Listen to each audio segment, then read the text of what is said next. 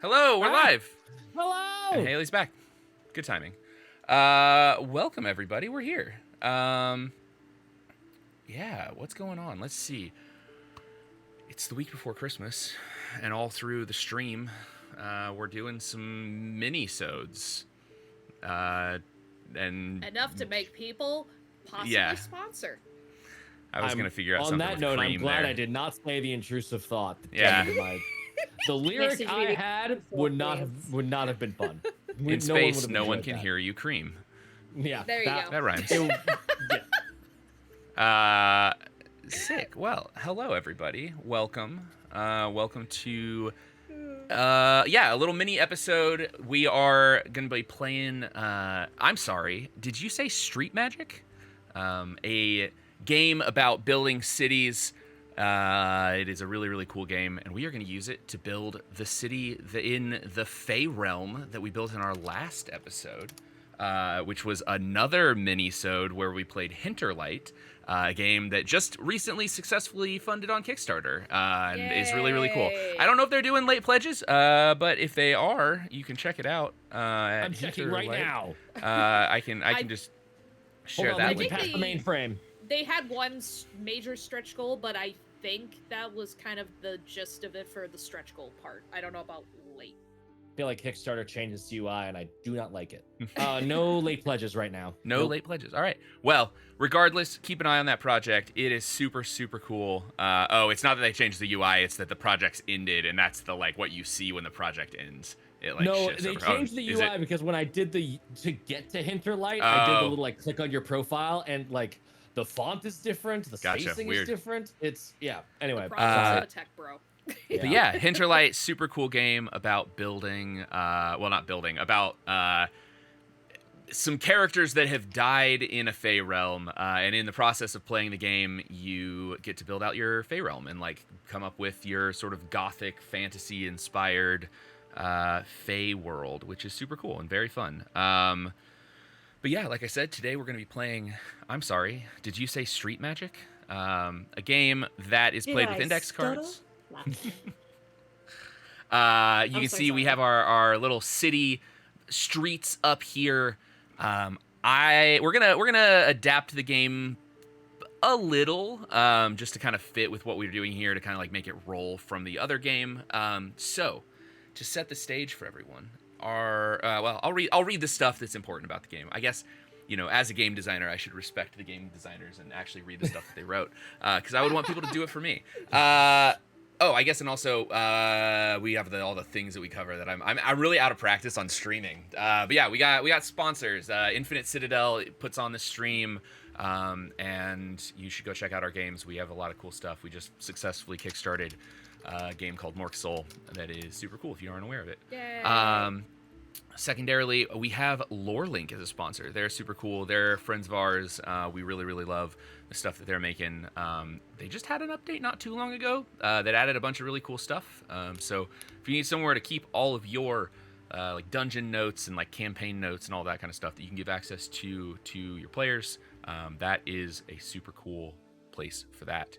Outside of all of that, the big update that they had recently, by the way, if you're looking for fill in some airtime, you can now configure stuff to be player facing, so you can invite your players to the notes that you're creating, to all of the lore that you're linking up in their system, and have certain things face the players, so that players can be like, oh, what did we find in that room last time? And they can go and look and see the room description and all that kind of stuff, and you can keep all of the traps and stuff hidden in other details and stuff like that.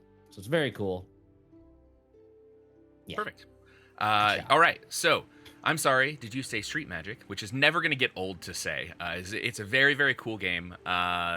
It is a sort of, if anybody is aware of Wander Home and some of the world building mechanics that are present in that game, or some other games like that, it's very open. There's no dice rolls, there's no cards for prompts, nothing like that. It's a game where we're all just going to try to tell a story through a structured platform, basically. So what you need to play the game is some way of basically taking notes on flashcards. We have our trusty Owlbear Rodeo, which also Albert Rodeo, why did you update and make things 1,000 times harder?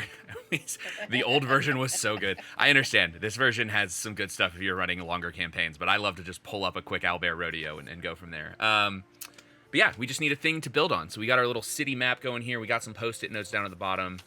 And so to introduce the game, I'm sorry, did you say Street Magic is a city building story game?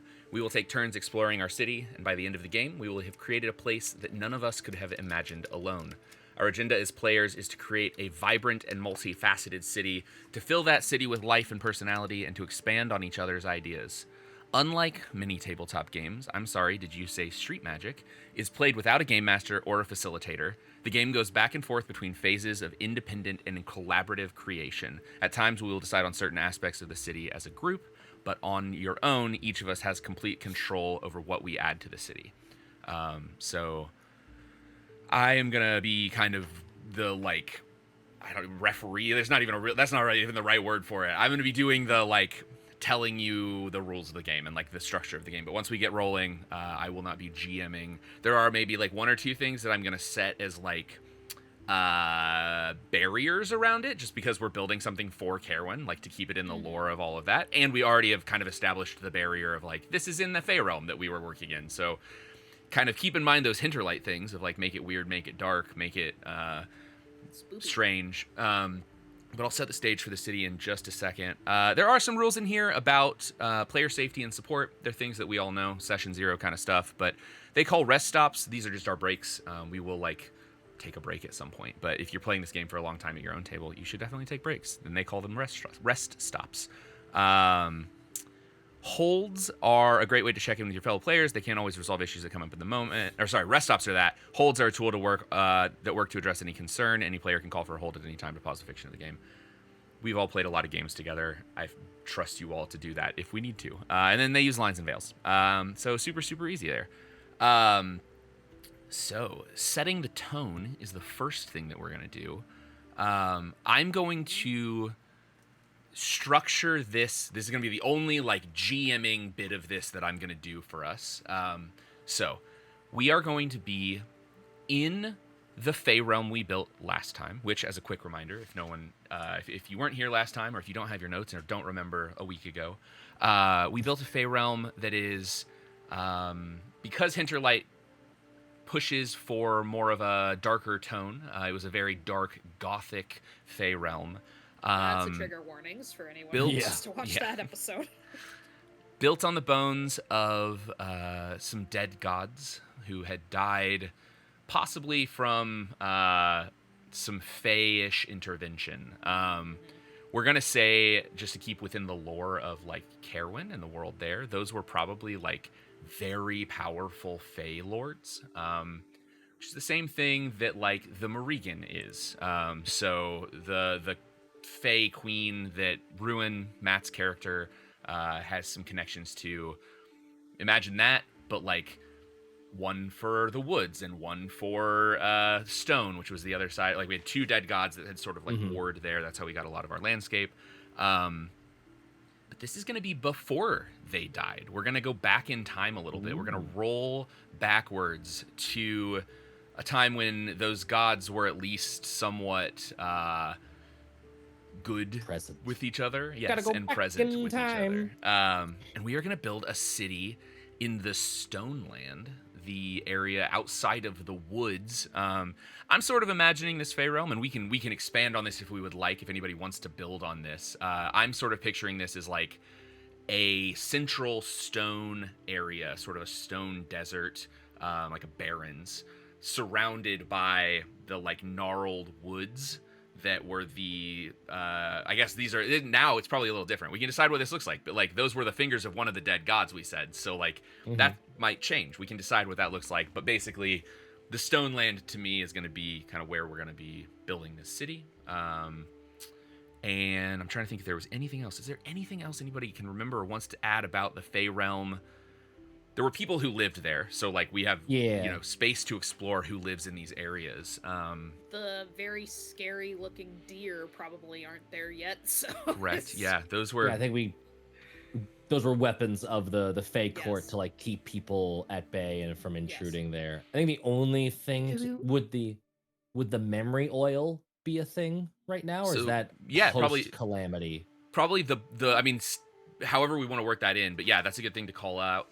The blood of whatever god, the forest god or the forest Fey lord, was the thing that we said was like the memory oil thing, sort of oozing sap from the trees. But yeah, I think that would probably still be a thing, maybe given in a different way.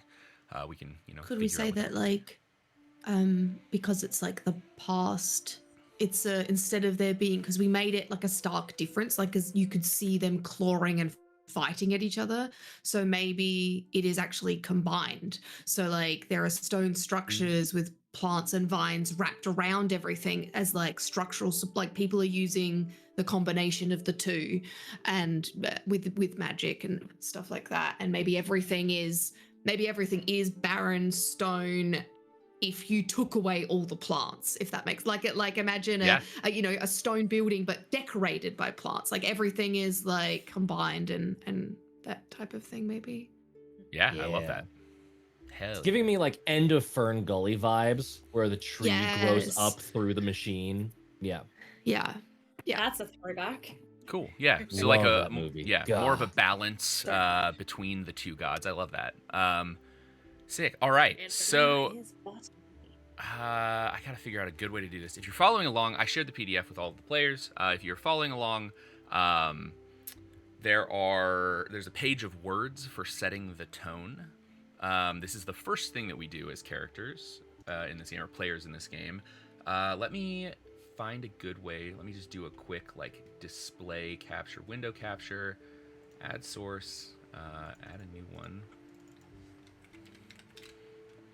Sorry, I can read the toss-up paragraph while you're setting that display up. Like to do that. The first part of creating our city is establishing its tone, the color and texture of the setting we want to explore. As a table, let's decide on 3 adjectives that will set the mood of our city. We should pick at least one from the list below, but we don't have to limit ourselves to these options. Then it just has 4 columns of adjectives. I can do a quick screen cap and send it in our recording chat. Got it. On the page screen 12 is all the words now. Yeah, if you're on the page. Yeah, I didn't know. One jumping out to me a little bit is the ethereal one, since you're dealing with old gods and stuff that you don't know how long they've been around for. That's just I like that. I like it. I quite like tranquil.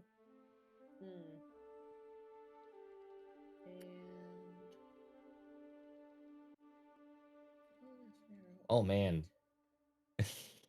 Haley, do you want to say your idea, or do you want to? I don't know. I just was like, I didn't want to interrupt when we were talking before, and then I realized it was a lull in the thing. Like there was, So like when we were talking about it, the first thing that popped into my mind for some reason was like the Swan Princess Castle in daytime. Okay. Yeah. And I posted a photo and recording chat. I'll post it in the Tales of Caerwyn if that way people can see. Yeah, come hang out. I do like that thoughts. Vibe. But like that's the vibe. But I don't know if that's what we'll go with. But that was my idea. Now maybe that's a throwback too.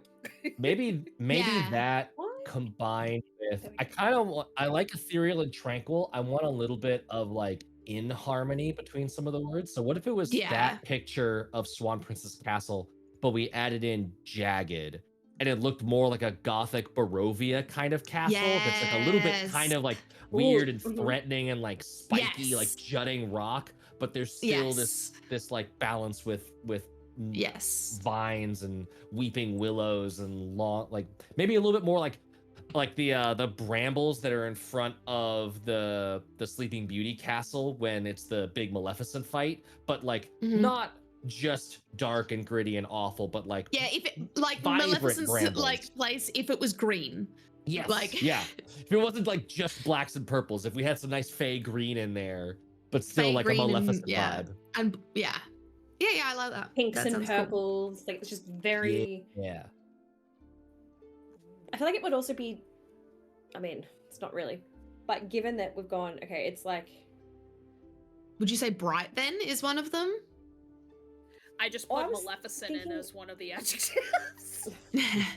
I'm thinking like She's lively, here. like there would be, if it's got all these incredible bright colored flowers, like there's going to be Fae equivalent of hummingbirds and bright butterflies and monarchs and like possibly incredibly dangerous stick insects and praying mantis. Like there's just everywhere you look, you may not be able to see because natural camouflage and everything, but there is always life somewhere. Jurassic right now we- Park. Always here. Would you say Jurassic Park? Life will find a way. We've got for our 3 adjectives, we have ethereal, tranquil, and jagged. Do we want to replace, change any of those, or do we like those? We can take No, I like tranquil those. then. Oh, okay. Do we Oh. need 3 or 4 words? Just 3. Oh, I see. I thought we could Maybe- have 4, and maybe so I thought we were picking a last one. Ignore me. I mean, there's We can 5 replace of us. something. We I can mean, we get can- rid of we the can switch. ethereal one because the Maleficent vibes do fit the ethereal sort of thing. So we could get rid of the ethereal one if there's another word that might fit that vibe better. 'Cause we already know they Maybe hold us maybe the book. vivid, Ooh, vivid's nice. I like yeah. vivid. I like Yeah. vivid. because vivid can cover all of the bright and beautiful animals and flora and fauna that Taylor just described, but also maybe the life of the people that are living there too. Yeah. Um, before all of this happened. So vivid, tranquil, and jagged. I feel like that's pretty good combo. I think that sounds great. Cool. Yeah. All right. I like it. Nailed it. Rad. All right. So we have our first card. I put it in the thing. It's got all of our info on it. I'm going to shrink it down just a little bit. Alrighty. Well, let me turn off the words and shift the stream there. Got a lot of things. There's more running like screens in this game than in any of the other like D&D things I've ever played.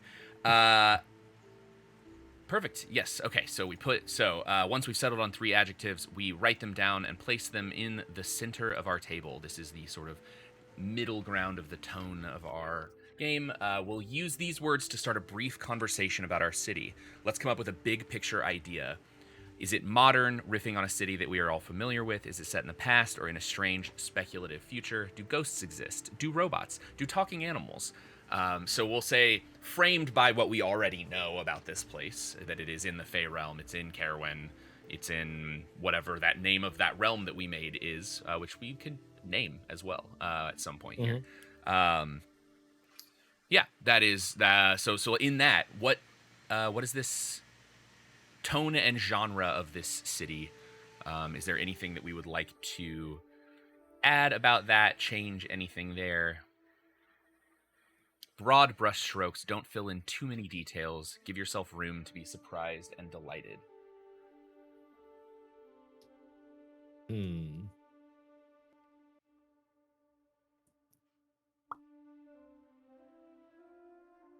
This is specifically for the name of the city? No, this is the tone and genre of the city. Okay. What kind of genre would fit with a city? Well, like, do we want it to be? We get to this since it's past and Caerwyn, and it's Fey realm. Could do we want it to be modern, almost like how Eklund's Fall is, where Eklund's Fall is this kind of like Arcana punk. Like there's rail cars, there's trains, there's big commerce, big city kind of vibes, or do we want it to be something that's more classically medieval, but with those like Fey touches? Like what kind of that sort of thing? What kind of vibe are we getting for this city? I can't remember the term for it, but when is the time where everyone was wearing huge wigs and like crazy makeup and high heels and like everyone French Renaissance sort of? Yes. Yeah. Like OTT vibes, that's kind of one thought. Just pre-Regency, basically. Yeah. It would have been like, because I'm thinking Marie just before Antoinette. things went back the other direction. yeah. Regency is when you see stuff start to decline back into a little bit more like what we would call normal, a little bit more reserved. Yes. We're talking especially more like, when it comes to like traditional femme masque sort of thing, whereas like I want to throw that out the window. Like I want there to be like I want there to be like queens in regal suits of like velour and velvet, and also Men kings in in ball gowns and high heels with like big wigs that are like with like big neck, like that type of this is reminding thing, me because we do have the steampunk already where we are. Let's like create a fantastical world that's completely different, almost as if it's like when you go to the theater and everyone is like, you know, dressed up to the nines as like just what it is. With magic in the Feywild, you just, you know, wave your whatever and get dressed. There's doesn't take much effort, so those types of things just go out the window. What's that one TV funny show for the Russian, like the Russian Catherine the Great, and it's essentially a satire of like the whole Russian Regency. I'm forgetting what that was, but I think I know what you're talking about. Yeah. What if it was like, I don't know what the genre for this is actually called, but like the words, it's our Bridgerton. Bridgerton would be post this. This is pre-Bridgerton. This is that was very, very gendered. Yes, that's true. Which like which is fine. You know, I would just say we can do those clothes. You know, we can say it's that style with no like gender ties, right? Like of course. But I was I mean we can do whatever, but in my head I'm like, that's not fancy enough. That's not enough frills and like fucking puffs and fruffles and all of the other nonsense. I wanted a chance to dress up in nonsense. Sorry. You know what's making me so happy right now? Is that Saoirse had no idea what a train was and didn't know to stay away or off tracks, so she's not familiar. And also, when we went to that ball, that party or whatever, she wore a pantsuit. Yes. Yeah. So it's on brand. So Yay! Much. Yeah. It's not like completely accidentally. It's so perfect. Yeah, other doc in chat is saying like restoration or the Enlightenment would be like you just inspire my thoughts. Time periods. That's all. What if we just named the genre like pomp and circumstance nobility? Truly like outlandish, ridiculous fanfare of nonsensory. Yeah. All right, and then I would like to throw out on top of that armored as well, so all of that, but then like knight's garb, like shit, like on top of that. Yes. Yes, Pomp absolutely. nobility. Oh, yes, and full knight's like a full metal suit of armor, but with a giant wig makes my heart so happy right now. I'm with picturing pearls, like those like pearls on a chest plate. I'm picturing like those like really overdone, like exquisite enameled like armor sets, but like imagine just like a huge plume of feathers cresting off of the helmet, like massive like billowy pillowed arms, like cape, like little capelets coming off of each arm, so that it's just like you're occupying 20 feet of space, just you. Matt, you're just talking about the Vatican soldiers. Everyone is wearing at a minimum 50 pieces of clothing. Yeah. Like 50 like that. Oh no. It's wild. But it's all made of air and magic, so it's comfortable. Yeah. All right. I like it. Bedazzled yeah, amazing. So yeah, and I think to set sort of the time and space in Caerwyn, just to give everybody a little bit of idea, this would be well after the origin of like the Auriga, which, if you remember any of that, is like the creatures that became basically all of the different races. It was like one group of people that were very heavily magic. Those who went into the Fey realm, they were like very magic creatures in a very magic land, and so they were like crazy adaptations. Like all sorts of things are possible. So we are not limited at all by like some of these people might just look like humans. Some of them might be like 6-inch tall fairies, right? Like these, they are wild and all over the place. So I'm play with your picturing wild the magic. Jabberwocky, but looking like a British judge. Yes, exactly. Yes, dragon-looking things in like giant wigs. Yeah, absolutely. 15-foot tall snake dragon lizard monkey thing with giant poofy feather wigged curls falling all the way down to the floor. I misheard you, and I thought you said Jawa from Star Wars, and I'm thinking the Jawas with like big giant frill things going. Also, those are the things that are carrying its cape.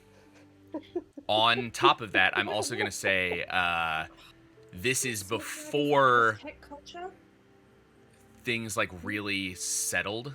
So it is like, this is like the wild magic squared thing. Like, this is wild magic on wild magic. So creatures are weird and strange looking. There's not like a lot of at least right now, we can decide as we go if there's some like unifying thing about this realm and place that causes them to look a certain way.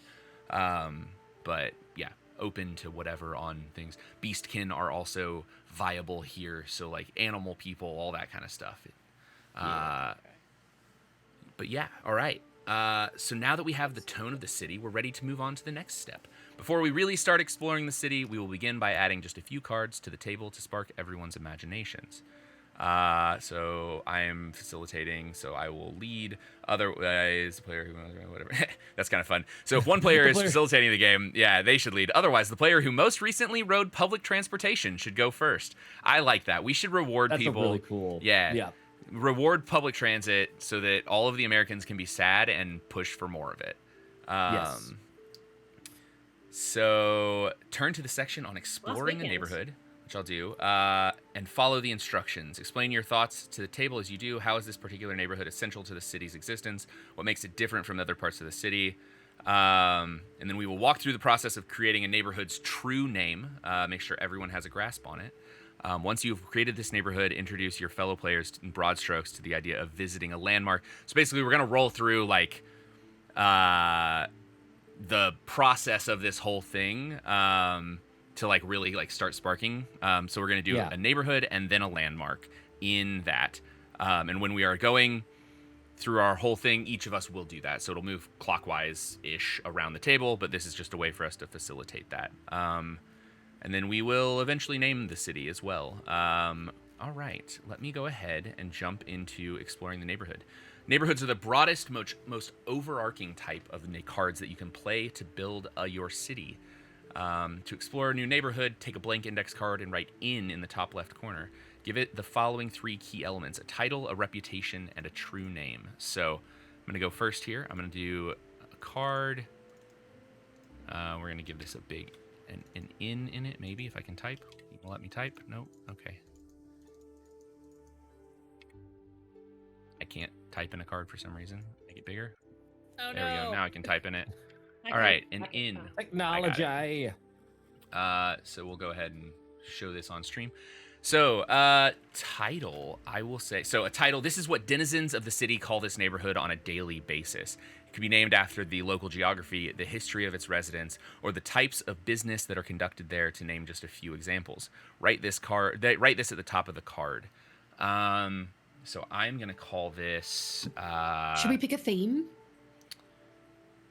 So, for what? So for each of these, so basically we'll each do this. So like we are each going to define a piece of the city. Yeah, but like as in like, should everything be named after a plant or an ice cream store or a you know what I mean, or a rock or a crystal? We could, name, yeah, I see what you're saying. You know yeah, what I mean? Like, I mean, we could give, obviously make it wide, or like everything has an animal in it, or I don't know, just something fun to make everything connected in the city versus it being all separate. Or I don't know, I'm just putting things out there. I'm thinking organic things.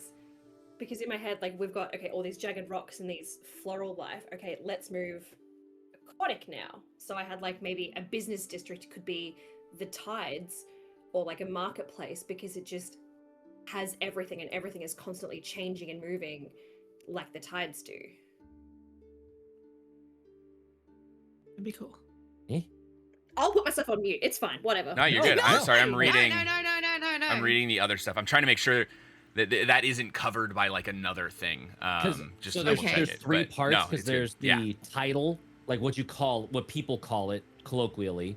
There's then the reputation, and then there's a true name. And I was trying to read true name to see if that's what you're talking about. I don't think it is, but maybe it is. But also, I think there's something to be said for like leaving it fully open right now. And if something some sort of pattern emerges, then we tackle it. Yeah. With the caveat of like, if you want to name all your shit one thing, like we can start following. Right. Like we can.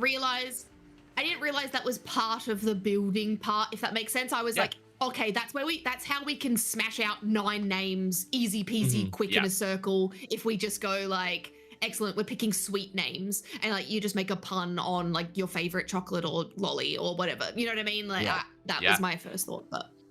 No, I love that.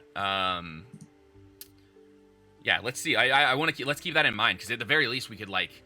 These are all, most of the things in here are like what they're called or like what the thing is, but like it'd be kind of fun after the fact even to go in and just be like, what does the city name these things? Like what, like if you have an official map of the city, what are these called, right? Because that's always a funny thing when it's just like, you know, there's a district of a city that's named one thing, and then it's like just not that thing at all anymore. So title. I'm going to say, so this is what the denizens of the city call this neighborhood on a daily basis. It could be named after the local geography, the history of its residents, or the types of business that are conducted there, to name just a few examples.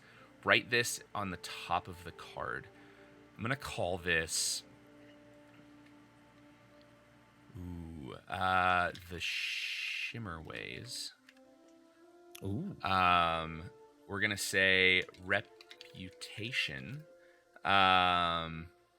Couple of sentences. Actually, I'm going to do this just to save some space since these cards are kind of small. I'm going to do in, like, neighborhood, the name, and then reputation. So in a couple of sentences, describe out loud the neighborhood's general vibe. Is it predominantly residential or commercial? How do its residents think of themselves? What do other neighborhoods think of them?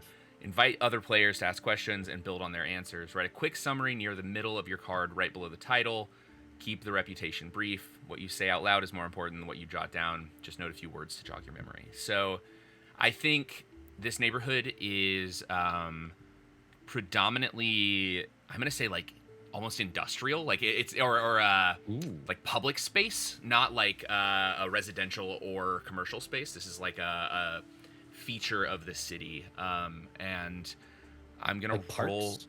Or So I have a thought for this. So it was like what I was calling, why I called it the Shimmerways, because I liked the idea of like the golden blood of the one god, and the idea that like almost like flowing rivers of that coming through. And so I think other neighborhoods. So I think there are some people who live here. So like residents think of themselves. I'll say like the keepers of the Shimmerways, right? Like the keepers of the trees and stuff that like leak their sap into the Shimmerways. What do other neighborhoods think of them? And we don't have to follow all these questions. I'm just kind of like going through the ones that are in there. So yeah, I'm gonna say they are peaceful, beautiful. Beautiful. There we go. Speaking of Jim Carrey. And natural, but a little hoity. I don't know if I spelled that right at all, but just like, you know, they think of themselves. H-O-I-T-Y. Wait, what is it? H-O?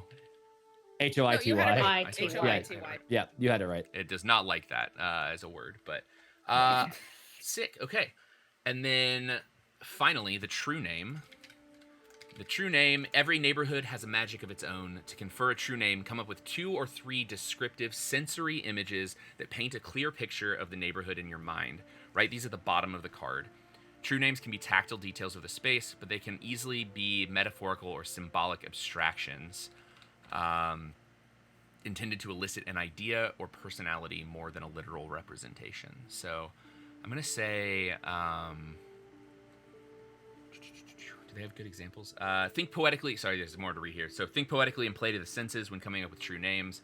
dizzying mirror glass windows, cobblestone boulevards, a funkular railway, sidewalk patios, burnt coffee, painted fingers, a forever sunset, hushed secrets, an abandoned dream. Any of these could be facets of a true name. Okay, let's see. I'm gonna call this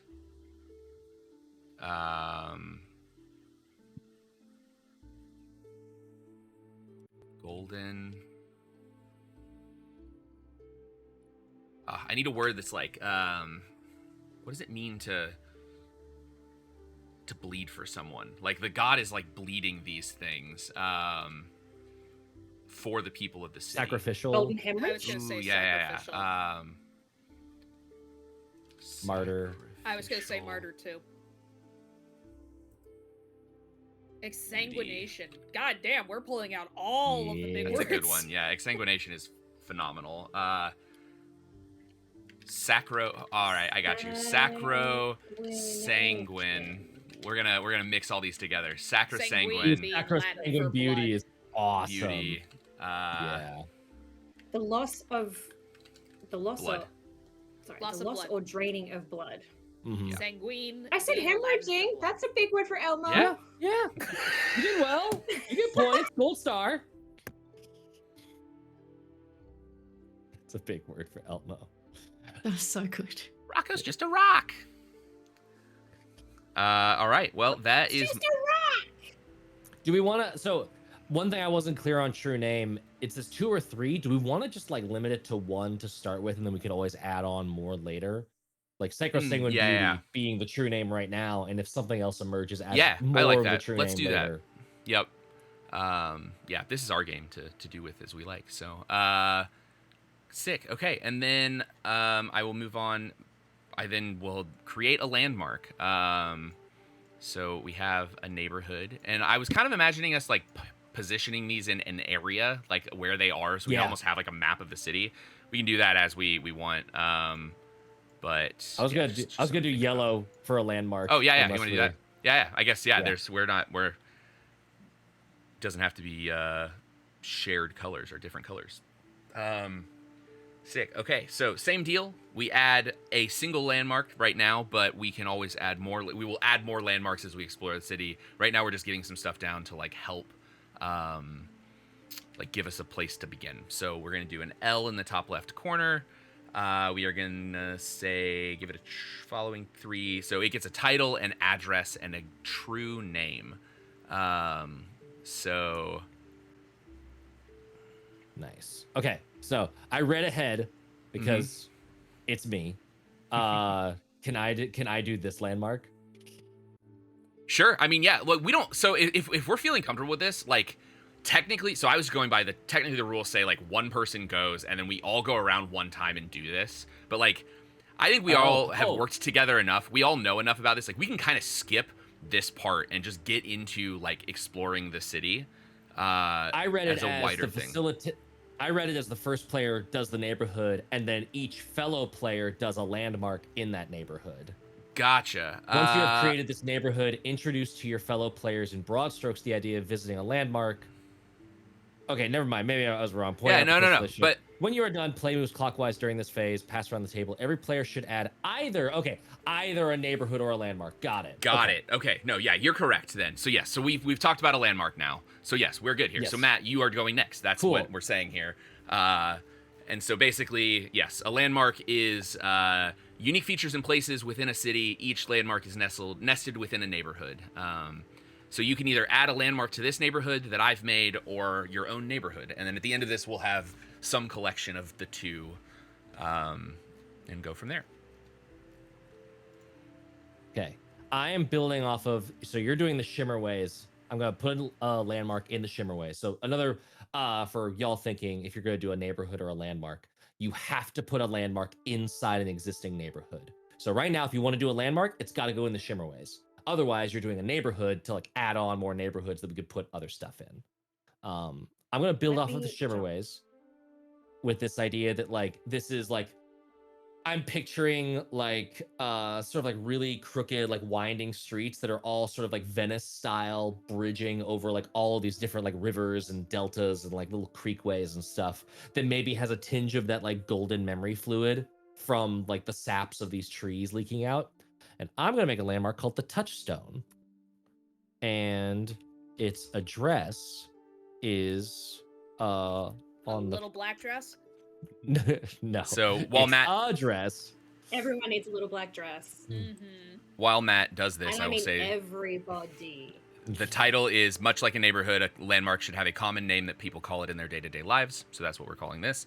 And then an address, if it feels appropriate, this can be a literal address. After all, street names are another tool to reveal details about the world, but it could also be something more poetic. Is it in the heart of the neighborhood or off the beaten path? Is it several stories up or perhaps below street level?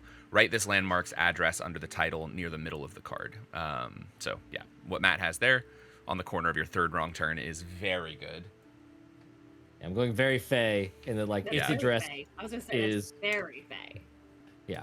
So on the corner of your third wrong turn, you find the touchstone, which is literally a stone you can touch, and it will tell you where you need to go because you are clearly lost, and it'll give you like a little bit of a direction point to somewhere else that you are trying to reach. Is this the Shimmerways? Is this in the Shimmerways? Yes, it's in the Shimmerways. Yeah, I'm gonna move the card to up there with the Shimmerways Okay. once I'm done typing in it. Okay, because I'm like, it's in the wrong spot. I don't know what I'm writing. Yep, sorry. Cool. Each and then true name. Each landmark has its own true name. However, this should be even more specific than the true name for your neighborhood. How does this landmark exist within the neighborhood it is being placed inside? Does this landmark match the neighborhood's style or push against it? What makes it unique? What makes it irreplaceable? What can you touch, smell, or taste? Imagine the landmark as you consider these questions and let its true name reflect your answers. When you're finished, place the landmark so that one corner rests on top of its corresponding neighborhood card. Be sure not to cover up any important information. The next player begins their turn. So I'm going to put true name. Bless you. Bless you. Thank you. Thank you. Uh. duh.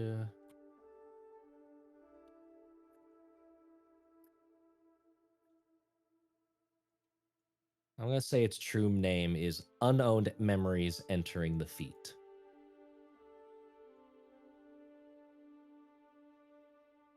And just boop, put it right shmeow over there on the Shimmerways. Boop. Nope, not lock. No, unlock. There. My turn is done. Ciao. All right. We're going counterclockwise instead of clockwise, but Taylor, why don't you go next? Oh, yes.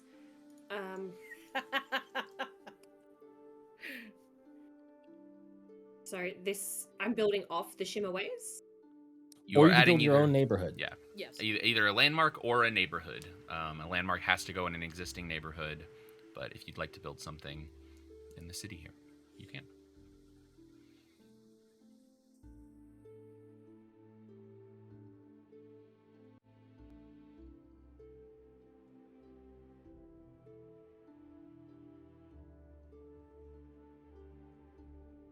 Now I'm going to go with building another neighborhood or another area of the city. Just zoom out to get. There you go. All right, thank you. So I am going to call it the Tides, and it's going to be the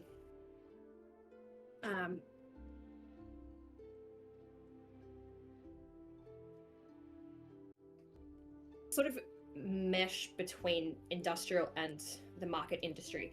So as the fashion and technology is constantly changing, so are the markets and everything. I just really like that idea. I'm sticking with it. So That's what this game is. If you have an idea you like, you could just make it happen. I'm just going with it. So markets. No one can stop you.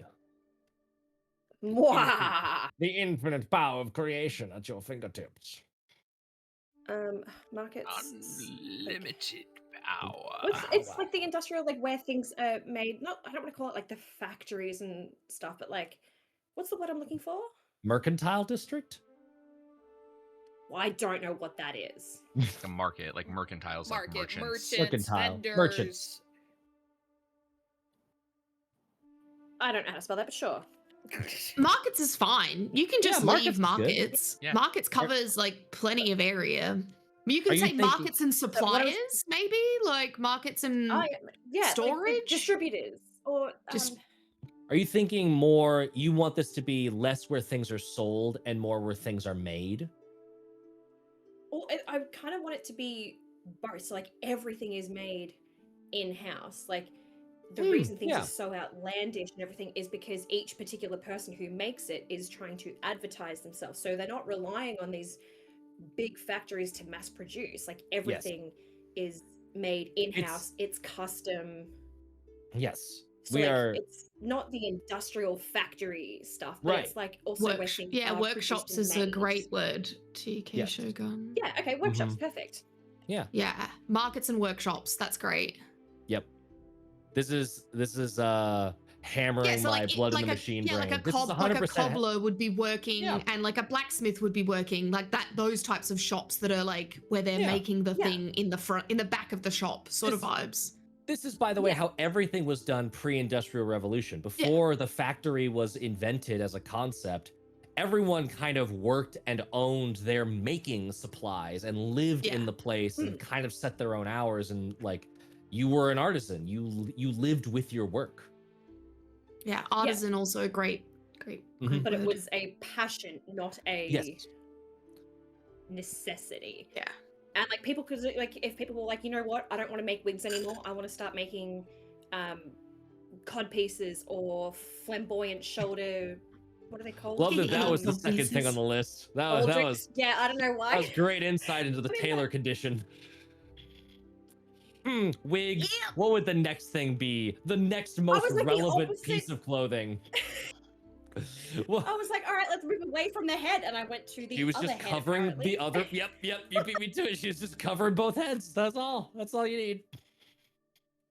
I was gonna make a blood flow Well, joke. and I'm but- medicated today. You know, wigs, turbans, cod pieces, classic head Yeah. coverings. Yeah. Exactly. So yeah, and you weren't held down to one profession. Like just because you were a blacksmith didn't mean you couldn't go into textiles. So like everything is constantly changing. So you could have a wig from Haley, but you could also have the most bedazzled boots from Haley as well, because they're like, I want to try out this. It's like people aren't limited. Is Yeah. what I'm So going. so yeah, reputation is what you're defining right now. So like that's what the markets work like. That's what you've already got there a little bit. I just had a really cool idea, Taylor, and you don't have to take it, but like I have this idea, like you know how in Alice in Wonderland, how they're having like a tea party at with the Mad Hatter, and at random times he's just like, change places. So like what happens if randomly everyone just changes workshops and like just learns a new craft? So like everyone like you go to a shop one day and you're talking to one person, but then the next day you go there and a brand new person is there who's having to like learn the craft from scratch, and it's Well, like completely randomized, or like So it's just ADHD picking up new things. Like, I've hyperfixated on this. I'm gonna hyperfixate on something else now. What if the yeah. Like the everyone skill- just rings a Love that. bell, That's a and you just great and it's like reference. musical chairs. So like they ring a bell, and you just have to run for the like an empty building that you're interested in, and best dressed, first served sort of vibes. What if the buildings themselves, the memories, because again we're like playing with this idea of like the golden memories and like all that stuff. What if the memories and skills are transferable from the buildings, not from the people? Yes, so when you arrive at the building after the bell has been rung, you take a drink and then you get the skill, and you are now the cobbler, you are now the blacksmith, and like Oh, I love that. Okay. Yeah. Anyway, you don't That's have to so add the Mad good. Hatter nonsense to it, but I really like that. Yeah, no, I like that. That's fun. There's something to be said. I don't know. There's potentiality in the name of it being the tides, because like with the rising and the falling of the tides comes the change, and so like that could be a signal. It's not necessarily a Mad Hatter going bing, bing, bing, bing. It could be like the water level reaches a certain point. It's like everyone can now move around freely or something. I don't know. Like there's something potentially there. Ooh, I want to add a that's landmark fun. to this. I really like that. I want to add a landmark. I quite like that because Maybe ahead. when the tides are affected by down, weather maybe when the tides are down, the liquid is available. And that's only like when it's you're revealed? allowed to take on a new skill. Yeah, the liquids reveal when the tides are down, or when the tides are up, maybe like bottles of liquid just like float to the surface and you have to like run and grab a bottle and you drink it and then you're like, well, I'm a blacksmith now. What if it's like so I'm gonna add a landmark to this at some point, but Yeah. I want to make something called the skill tree, because that's hilarious and also still fits in with the trees. That is just it's like a mangrove tree that as the tides recede, you can get to its roots, and from the roots you can get a new skill, but it erases whatever previous skill you had. So they do not need neighborhoods do not have addresses, Taylor, just so you know. Those are only landmarks. Nope, you're good. Just to remind you. Here, let me do this. Love this so much. I'm gonna do a little like note card to make things a little bit like easier to remember. But you just need to add a true name now.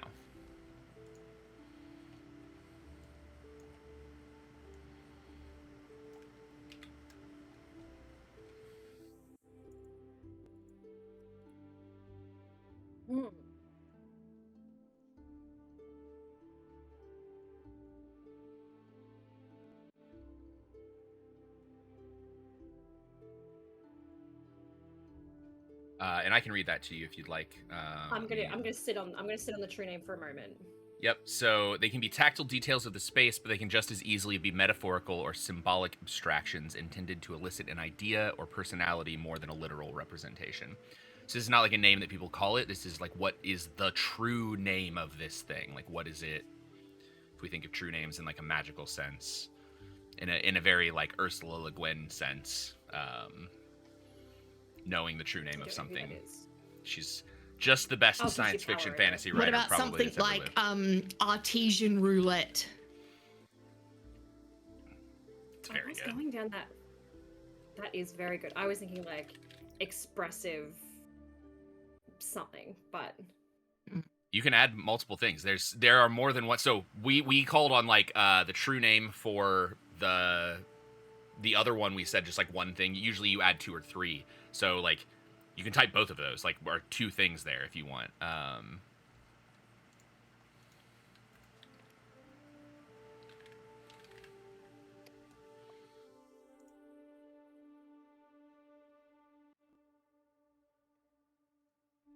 So if you want the fun Ursula Le Guin tie-in here, I'm fairly certain that part of the reason the name of this game is what it is and like the way that it works is because of Le Guin. I don't know the author of this game, but like there are so many vibes here that are just very like Wizard of Earthsea coded, which if you haven't read Wizard of Earthsea, one of the best fantasy books of all time. It's one of the only high fantasy novels that exists without a war or some threat of conflict to power it moving forward, and it's incredible. Ursula Le Guin specifically on purpose did that, but the idea in that is that all magic comes from knowing the true names of things. So if you can delve deep enough to find the true names of things, you can control them, and that's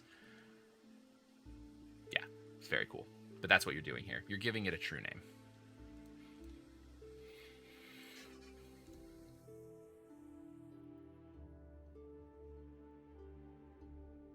And you can think on it if you want. We can add another one at some other point. Feel free to I toss that in. another name in I have another name in my head. I just don't want to call it something like call it generically in English. Like I want to go back to like Latin or something. So leave that one with me.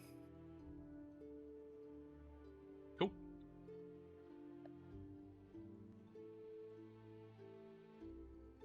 I did not do this on purpose, but that is a wildly kismet thing. I spelled artisan wrong, but I spelled it artesian, which is rising to the surface under internal hydrostatic pressure. Like, it is a water word for things like an artesian well is a well that, like, pushes up. That's just a wildly, like... That's a weird spelling mistake. I'm keeping artesian in there because it's, like, it's pretty good. It's very punny. That's so good. Yeah. Very good. Very good play on... Very fey play on words. Yes. Oh, I was trying to look where you wrote that. It took me a hot sec to realize you swapped out my skill set. Yeah, I just was trying to write what Haley said specifically, because Haley said artisan roulette, but I then spelled artesian. I spelled it wrong. Because I had skill set roulette because it kind of rhymes. Oh, I like that too. That's also very good.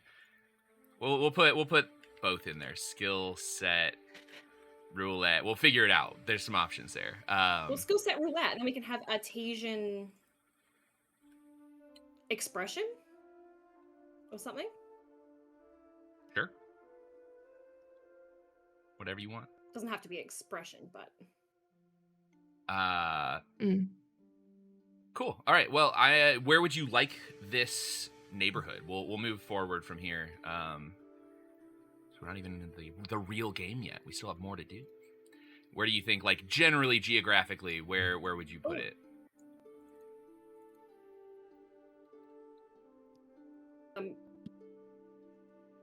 Sorry, just going back to when we first established the landscape of this area, where it was like flat rock bed surrounded by the forest. Yeah, so we kind of moved away from that. I'm more just on this, more just like where on this map, literally like what we have here, would you want this note to go? Thinking kind of generally about like. So these notes are the location. So we're building the city.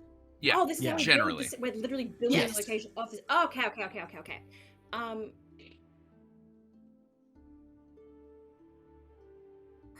Probably to.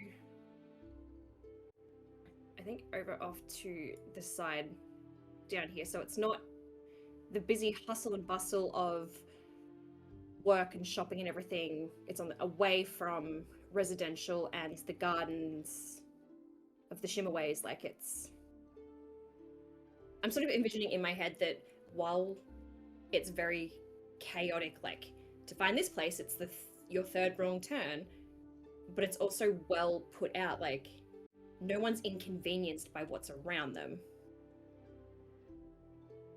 Like, yes, it's a confusing thing, but it also, there's sense in the confusion. There's method to the madness. But whatever. Like, this is our game. I'm not taking hold of that. Yeah. So I'm gonna place it there. Cool. All right, Haley. Neighborhood or landmark? That's you. I would like to do a neighborhood, I think. Okay. If that's okay. Nope. And I would like it to be called the Rope Roads. Ooh. Go for it. You type. And it's going to be the docks. And so I want it location-wise to be like next to the tides-ish, because I imagine that that's included via the tides part. What is its reputations? I have no idea. That's part I haven't thought about. I just thought about a name that I really liked that fit in with the vibes of the naming convention so far, which is kind of like noun-ish. It's like verb noun, kind of. Well, now you get to improvise. What is the reputation, Haley? Okay. Did everyone help with the reputation of the other ones, or did everyone make it up on their own? Help me, everyone. We kind of Is there a question or something that can prompt me? In a couple of sentences, describe out loud the neighborhood's general vibe. Is it predominantly residential or commercial? How do its residents think of themselves? What do other neighborhoods think of them? Invite other players to ask questions. So, like, those are some initial questions. Cool.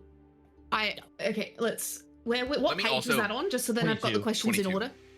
Let me thank you. Let me also toss out that there is a this is residents it's with a capital R, which are in the like lore of this game. In this game, they're a thing that we'll explore. You can define a resident in an area, and then we will like do a scene enacting out part of their day, basically. So like doesn't mean like resident of like somebody who lives there. It's like, who would you find there on any given day? Okay. So wait, when it's asking me though, is it predominantly residential or commercial? That is literal though, right? Yes. Yes. Yeah. So residential or commercial is like little me. r. Like, Sorry. Yes. Yes. I literally little was like, r let me answer residential. each question. Yeah, little r is residential. Capital R is the people. Oh, no, resident. sorry, Like, who's there? Who's there? Yeah, cool, perfect. So it's definitely residential because I think we've established that commercial is going to be like at the market. So why would they have another commercial really close to the docks? I think. So I want it to be residential. I want there to be like oceanfront homes, and those types of things. And because the ships dock really close, I don't know if there needs to be ships, but there will be. The ropes of the ships, like you can see them out the windows of all the things, so that's why it's called the ropes. Anyway, what's this? How do residents think of themselves? I don't know. What do other neighborhoods think of them? They probably don't like the docks. I'd say they don't like the rope roads. It's probably the least favorite spot. I've just decided it's because it brings outsiders, and I've decided that's why. Ooh. And that means it can disrupt the tranquility of the place. And that's the vibe I have so far. So now the only other thing when you said the rope roads. What do you think? Like these homes are like carved into these massive rocks that have just like erupted from the ground, and so homes have been like dug or carve out, and so you've literally got rope roads and like knots that you climb up and whatnot. Yeah, we're gonna do both. So then people have access to every part of like ships that dock and stuff like that. All of the houses were like carved from stone and have like got rope bridges leading to one another and to the like rock docks. You said something that I'm gonna fixate on more than you probably intended, because you said ocean. Yes, and so I did. I want to pitch a lore thing to everyone. What if this city is on the edge of back in Hinterlight, where the forest met this like craggy, horrible plain, and that this ocean became that craggy plain. All that water went away and left this like stone basin. And so this was what where the barren land was. Yeah, the barren land was the old seabed as that ocean ran away from whatever this conflict was between the stone that's forming this like, maybe I'm thinking like Cliffs of Dover style, like terminus to the landscape before it hits the ocean, and then forest behind it. And this city is right on that Cliffs of Dover situation. Yes, that's brilliant. Exactly perfect. I like that. The sea god was like, "No, I'm out. This is your war, fam." Yeah. The ocean was out. just like, I'm out. I'm done. Yeah, so it was a love triangle to begin with. How exciting! Extra lore. A fun little piece of Caerwyn lore that it's not like super secret. You just haven't like found it out yet. All of the Fey realms, because there's like various realms. So like in D&D, right? There's like Barovia and like all of the places that are like different realms, and they exist in different places. All the Fey realms exist technically in like the same plane, but they're all connected by water. So much like many of the other realms are connected through the rivers, this realm could just be connected to the other Fey realms through water. It just doesn't make... It's water that doesn't make a lot of sense. One minute you're, on a river in one realm, and now you're in the ocean in another. So this works out well. This is a cool little bit of kismet on things rolling together there. In the future, when the ocean's gone, you have to walk for 3 days in the desert, and you just meet a wall of ocean. Like it's like the ocean has literally made an invisible wall to like be like, I'm not anywhere near that mess. you stay on that side. Yeah, like full Moana vibes, where like the wall of ocean, you can just see like into the depths of the deep ocean that once existed there. Big whale swimming past. Yeah. Yes. Yeah. Exactly. Like it literally chose a boundary line. No cross. What is this place's true name, Haley? Ooh. What was the what's the vibe of that again? True name. Every neighborhood is. So these are like sensations that you might sense in this neighborhood, things that are innate to its nature, but not names. Like a feeling you get, or a thing you see, or something you touch or smell.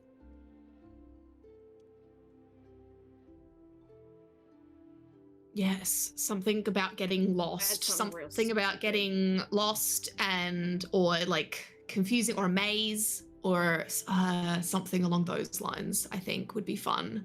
I had something real stupid. Yeah, go for it. Stupid answers. Like awestruck, like awe, and it's a play on several things, like to have these rocks and see this actual barrier where the ships and water stop, like you're, oh my god, like that's incredible, like you're awestruck, but then awe isn't also like awe on the ships. Yeah. It's and you so can't use dumb, oars but... when you get too close because of the rocks, so you struck the rocks with your oar. A pun that only works in Aussie. Yeah, and is I was hilarious. gonna say, but I love it. Yep, pretty much. Yeah, let's call it the Well, awestruck labyrinth. Or awestruck and or-struck. Yeah. There's no R in awestruck. I didn't say an R. Awestruck. There you go. Awestruck. You're awestruck. Why does it So sound dumb. like you're trying to flirt when you say that word? Because I can't do an American accent without sounding like I'm flirting, because that's all you guys do to me. Actually, you know what? I learned from the best. Yeah. That'd be Matt and Conlon, not me. So, I don't know. Have you ever heard me flirt in an American accent? I'm gonna kill myself. No, I still haven't. No, TOS! TOS! It's a joke, Twitch. It's a joke. Love it. Yeah. Oh, no. Thanks for the help in the chat, everybody. Side of the world. I have awe/or-struck labyrinth in there as the true name. I love it. There's a homage to the Australians, and it just needs to be in there. You can't win everything every time. And you said it's right next to the tides, right? So like right there. Yeah, I think so, because I feel like I'm in my brain, I'm like, bottom left is ocean, top right is forest, because that's where the trees leak the thing, and it kind of like sits like on an angle. That's what I've already decided in my head. So that's totally fine. I will say the game does like specifically prompt to say don't assign directionality or like location. It's fine, like if you want to think about it that way. I think more so sort of what you started with of like, the rope roads are close to the tides. Like I like the sort of like intentionality of like placing them in a place, but not necessarily that they're like where they are. But also it's our game. If we want to do that, fuck it. Yeah. We do whatever we want. Some and colored I post-it notes. haven't said that one is north and one is south, or one is east or one is right? So I never put directions on anything. I just said ocean forest. Yeah, it's true. All right, Mel. In the northeast corner, and then in the southwest is the ocean. Haha, I broke the rules. Proud of you. Mel, you're up. Landmark or neighborhood? I have a neighborhood in mind, but I feel bad just because we don't have as many landmarks. Neighborhoods are fine. We don't. We will add landmarks. Yeah, we're gonna. So, Colin already put in the top left a like reminder card of the 3 things we're gonna be adding. So we can always add more neighborhoods, more landmarks, and residents. Okay. But landmarks and residents need neighborhoods to go into, so it totally makes sense to like lead a little bit neighborhood strong, so we can bounce around and do all kinds of stuff. Okay. All right, so I had an idea for like a neighborhood that's a little bit more focused on like history and kind of like, what's the word I'm looking for? Almost like library-esque, like keeping records of like the old gods and all the stories of the people leading there and stuff. And the word for What if it's just like shelves and shelves of bottles of liquid memories? We did, well, it kind of... as a reminder, we did define a library in this world when we played last time, that there was a Fey Lord trying to restore a library. And it was empty. Yeah. There was books. There was books. But the word I came up for it, and it could always be changed, is the antique. Like the oldest neighborhood, kind of like the oldest section, or it holds the oldest stuff. And then some of the words for like the vibes that I came up with were aged books, primordial, and scholarly. Just old as fuck, if we want to use that as a descriptor for it. I'm unhinged today. We love it. I don't know if...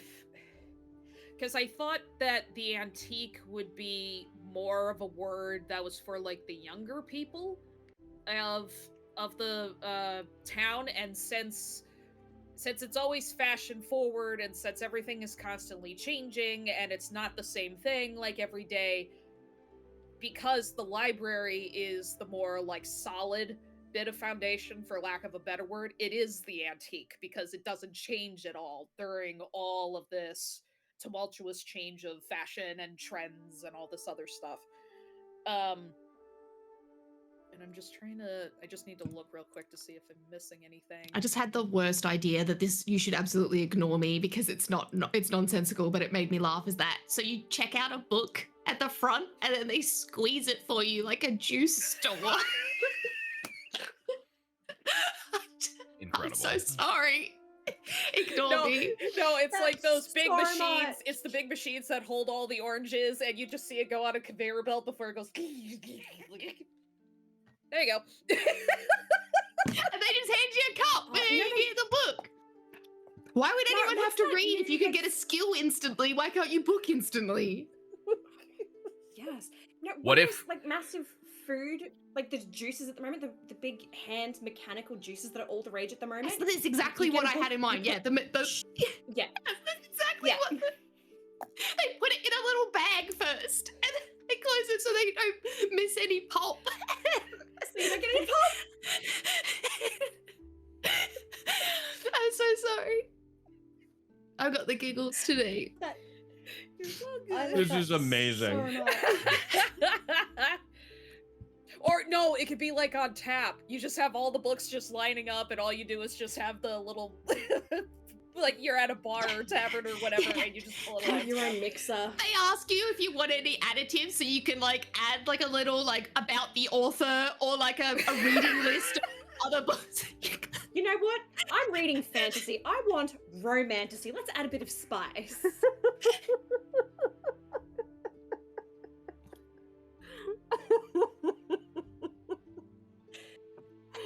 See It's someone like a coming in Historical there. It's retelling like a is boost lame. juice. They just Spice. chuck a book in a blender and just. I was gonna go And for then a that- bubble tea joke, How do but they we're not gonna go there. How do they reprint the book? It's just a sponge. They It just goes loses out, they its take shape they and take it a goes back. droplet out of the smoothie thing of everyone, and then they just pop it in a little like petri dish, close What if- that up, and grow it. And it that, regrows. that grows a new book in it, and then that What pops if- out in a tree that also exists in the library that grows books. What if each book I figured it out. is processed through the view of the last person that read it? So you get your book, Mm. you that like can are get reading it, confusing. and then you have to like bring it back to the library and like decant it back to the library. Oh yeah, because then it ties back into That's the wild. guy who was in charge of it, who's like, you can only really complete your mission unless you tell me a story. Mm-hmm. So This is the Mhm. like really cool you've beginning lore of like a murder mystery episode of a whodunit, where they have to like juice people's memories to like to figure out who did what, but they've all got Yeah. inconsistent information because There if is you a- believe hard enough, your truth changes. There's a phenomenal movie called which one is it? It's not Bodies, Bodies, Bodies. It's What's Memento? Inside. No, it's What's Inside is a murder mystery body swapping movie, and I highly recommend it. It's like what if Freaky Friday was a murder mystery. I Phenomenal love that. What was it movie. called? It's What's Inside. It's very good. I also renamed your thing, How Mel. spooky is it though? Now that I've thought about the concept, very. It's not spooky at all. It's like they have a device. So they're like a group of friends. They're going to like a house to hang out. They have a device that lets them switch bodies, and so they do it as like a party game. That's enough. Yeah. No, I mean this is like literally in the trailer. I'm gonna watch it. Yeah. Yeah, I'm gonna watch it tonight. So Cool. Mel, I renamed your thing. I hope this is okay. But decanting, I did the decantique. That. I like it. Good play. Good play. I love it. This is It's so like good. it's a half a winery, half a library, but the bottles are books Museum. and I have a question about this. Not to say no, but this is a neighborhood. I feel like we've just is this one shop in the neighborhood, or is this the whole neighborhood is built around this like idea of maybe decanting that's knowledge actually a and things? location in the Shimmerways. Yeah, is this a landmark? Is this a landmark that landmark. is the decantique? In the Shimmerways. Yeah. Some sort of like store of knowledge that is doing this particular thing. Yeah, the idea I was kind of going for was shit, what's the name of it? In Baldur's Gate 3, the big shop that they have when you go to Baldur's Gate, the actual Baldur's Gate. Something sundries. Yeah, sundries. Where it kind of takes up a whole plaza in and of itself. Like there's a courtyard that's in the front, and then there's all the buildings that are around it. But with that logic, you're right. It would be more of a landmark than it would be. So would it possibly be? I mean, better here's to the thing: put is that if we say that there could be a neighborhood that's around this singular thing, Sorcerer's Sundries.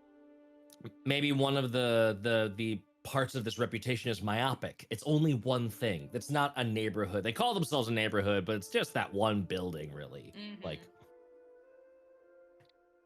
we also, I mean, we They can have like the full like different like bricks than like the rest of the place that exists in the thing. Like they have Yeah. different street lamps and street signs and stuff like that. Like, you know how they do those like really fancy neighborhoods where like they'll out of nowhere you just be driving down the street and all the light poles and all the light thing like fixtures have changed and stuff. So maybe they've done like, and it's just like a building where just around like maybe like 3-4 meters, what I don't know what that is in feet, but like around each building is just like Mhm. completely surrounded. And they're just like, yes, this is a neighborhood. I also just realized I made the fantasy equivalent of Harvard. Yeah. So, Yeah. So yeah, why don't we put it as a landmark and we can futz the rules a little too and say we can always build a neighborhood around this landmark at some point. We could just keep it as its own. ooh, we could go out of order. Yeah. Yeah, Okay. like we can just do. Oh, make this bigger. But- This, and then Yeah. it won't have a reputation. It will just have an address, and then we can come up with where that lives. I like this kind of going backwards thing. It's a fun idea. Yeah, that's fun. Fuck FUQ. Bookkeeper. Yes. I'm so sorry for putting that in everyone's head. I'm fits. happy as a clam. great. It is. It works for it's what into that. the vibe of the world, right? That everything is and- liquid form. And the like where the guy that was there later, like the Phalord that we met, like, you know, maybe he still has the apparatus for, you know, It also decanting. feels so very Fae of like, yes, I live forever. I don't want to spend time reading a book. Let me drink a juice. Yeah, right? You have all the time in the world. Why wouldn't you sit down and read and get lost and hallucinate over? Nah, The fam, I'm too busy touching attending trees. orgies. I need to drink.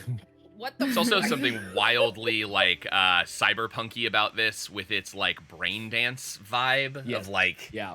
experiencing somebody else's memories in a way. I don't know. There's something fun there. But do you have an address in mind, Mel? To give you a reminder, that's kind of what like can be literal or it can be like figurative, feelings based.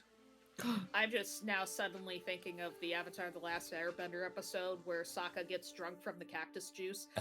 It's the quenchiest. It's the quenchiest. It'll quench ya.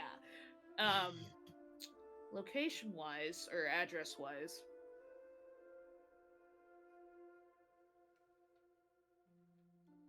I'm trying to think. We definitely need to have another exact same landmark, like literally copy paste, and it's next door, and it's like the immoral version of it. So you're not there for books, you're there for other stuff. Like they're decanting the wrong things from people's other memories and stuff like that. Like one's fully educational, and the other one's not. I mean, it's educational in other regards, as I'm thinking of the brothel in Pompeii for their phallic symbolism to direct you without having to ask anybody as to where it is. I'm just trying to think of how to verbally say, like, it's there for when you're seeking answers. Like, it's right within reach for when you're seeking answers. When you're thirsty for knowledge. Yeah. It'll appear when you're thirsty for knowledge. Thinking... Don't twist it. At least not hard. That's called purple nurple. If we do... The nipple cripple. I'm very sorry to the creators of this game. Ozzy's playing is so offensive. I just want to like play into something like that. Like it's within arm's reach if you're looking for answers to something, regardless of like whatever that question might be.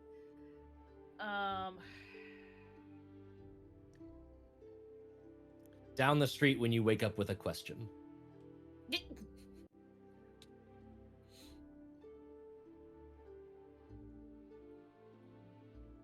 Yeah, I might have to play around with that verbiage a little bit, but can we do that as like the temporary address? But just around the bend as long as you have a thirst. Ooh. Yes, now just into true name. I was going to say, third book from the left when you can't find the answer. Like, you know how like your secret door, like you pull a book forward? Yeah. Oh yeah, that'd be fun. Yeah. So like if you're like, oh my god, I can't find the answer to this, you just go to a bookshelf and it's pull on. Is this a magical speakeasy with hidden bookshelf doors in every single bookshelf? This is why it doesn't exist in a neighborhood, because it is its own neighborhood. It is its own neighborhood. Yeah, there we go. Yeah. I did it. Yeah, we got there. We got there. You. Yeah, that'll work. Yeah, that's so good. I'm expecting a 333 to come in since it's the third wrong turn for the first neighborhood. Yeah. Now it's the third book. Everything in threes. Yeah. So are we back to this being a neighborhood? I think it's still a location. Just a location on its own, like a landmark. Yeah, it's just a landmark that exists. Landmark, not location. Yeah. Okay. Yeah. So just a true name. So I had one, but we could always change it. Ancient Eyes, always watching. Ooh. Or Ancient Eyes, always learning. Ancient Eyes, always drinking. Always juicing. No, that could mean something else. Yeah. No, I love it. Orange Julius. No. Right, I'm gonna put juice. Always watching for now. Always watching. I actually like that. Yep. Just keeping it. Okay. Well, we now have all of our initial foundations. We have to like put like you have to put ... at the end of always watching, because they get their books returned no matter what. They no matter what. All right. I added that in there. So now. Thank you. With our foundation. So if after you lay the foundation, You feel you know the city well enough to name it. Take a moment to agree on a name and write it on the central index card above the 3 adjectives. If you don't have a name for your city, don't worry. Let it arise organically during play. Don't try to force it, but be sure to name your city before the end of the game. Does anybody feel Haley strongly? said it, Jamba Juice. I had an idea. Hold on, let me continue. The next city over is Auntie Anne's. We have to. I like because we keep arriving at the trend of threes. It should involve something to do with threes, triangles, pyramids, something dumb that is like Illuminati. Yeah, because like we've even got the forest, the stone, the ocean right now. Yeah. You know what I mean? Like do. everything is working together to create this one place. Something vibing like that. I have it. What is it? Please don't hate me. Is it another or joke? Oh, Matt. Oh, hang on. No. Another what? Oh, Another it's or gonna be joke? some fucking weird name that no one can say. I'm excited. Let's do this. What is it? Hold on, now I have to learn how to pronounce it. I just read it out. Actually, I might swap those two syllables. We fully made this up. Just absolute shenaniganery. Nonsense. We do not have to name it just yet. We can wait and see. Yeah, I know. That is an opportunity. No. No. Let's get silly. No. Coleman Mel Haytay. Fuck. Are you Trying to name it after all of combination us. all of our Mel names? Haytay. It's the first 3 letters of all our names. Can you say this again, Taylor? I'm gonna put that. I mean, it I'm can be gonna put put in that any- down up This here. is just the way I It should be On the Coleman screen. Haytay. Colemat Haytay. No, but where's Mel? Cole Mal Matt Haytay. Cole Mal Yeah, that Matt was my first Haytay. one. That's literally the Nice. first I one I hate it. had. It's And then I was awful. like, Mel Matt is difficult, so I changed it to Mel Matt. I hate it. It's I know great. everyone will. Kamehameha awful. over here. I was gonna Uh, say, if you put me at the end, it very quickly becomes basically Kamehameha Kol Meltehevime. all right, I put that down as a possible idea. We'll think about it. Hello, What? Mallow Hi, Demar. Malo. Oh, Okay. Kol no, So- that's only the first 2 letters. I had the first 3. Then that's an. Conlin.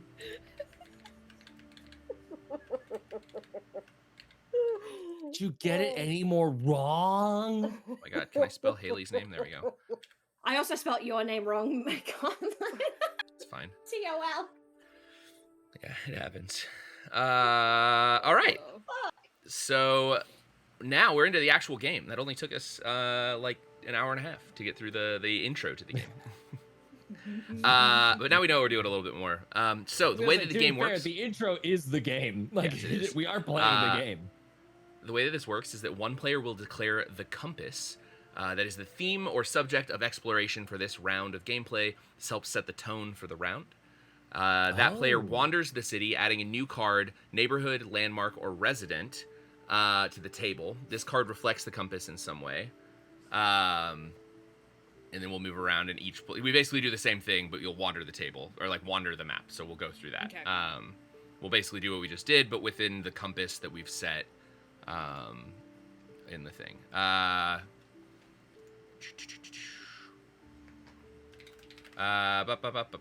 Sorry, 1 second. Where did my game go?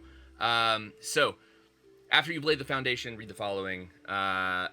Cities are dense, packed with stories stacked atop each other. In order to give each round focus, one player chooses a compass to keep the story moving in the same thematic direction, at least until the next round.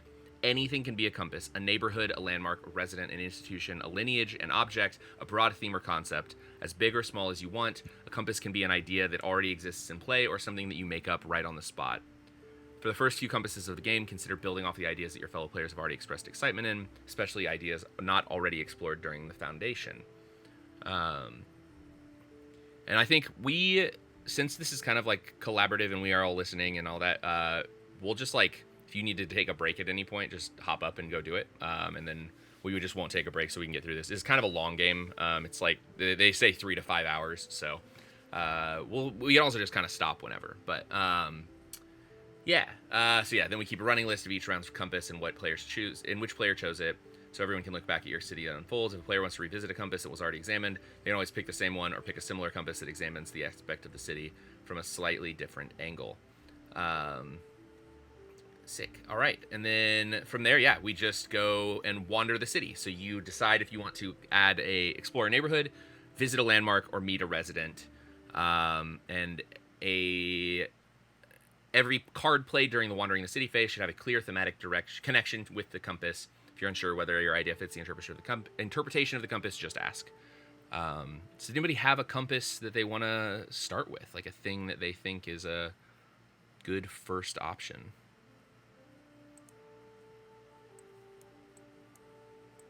Mel or Haley, since Taylor is away. I'm so confused. I'm trying to figure out where we're up to in the book, but do we skip a bunch of pages? We're jumping around back and forth. So we are now on page 19. Because the beginning references the neighborhood and landmark rules, which are further in towards the playing the game part, and then it jumps back up to finish the foundation. So basically, we are defining the theme for this round, and we will all do basically what we just did with the foundation. So you can think of that first round basically as like the compass being lay the foundation of the city, like lay some initial work to give us a vibe of what the city is. And now we need to define another compass. Whoever has an idea, if anybody does have one. So just to clarify, we're picking a point somewhere in the city that we have already established, and then or just a thematic thing. It can be a location or a landmark, or it could just be like here. Would it help if I picked one? Because I'm looking at that picture that Haley sent of the Swan Princess Castle. Yeah. And maybe something to really focus in on right now is verticality. So whatever we make this round, it has to have some facet or incorporate some element of verticality into what it's doing. Okay. Love that. I have an idea then. So that is the compass? That's the compass, is verticality. So this round, we're all going to get to add a thing, and whatever we add must ascribe to verticality.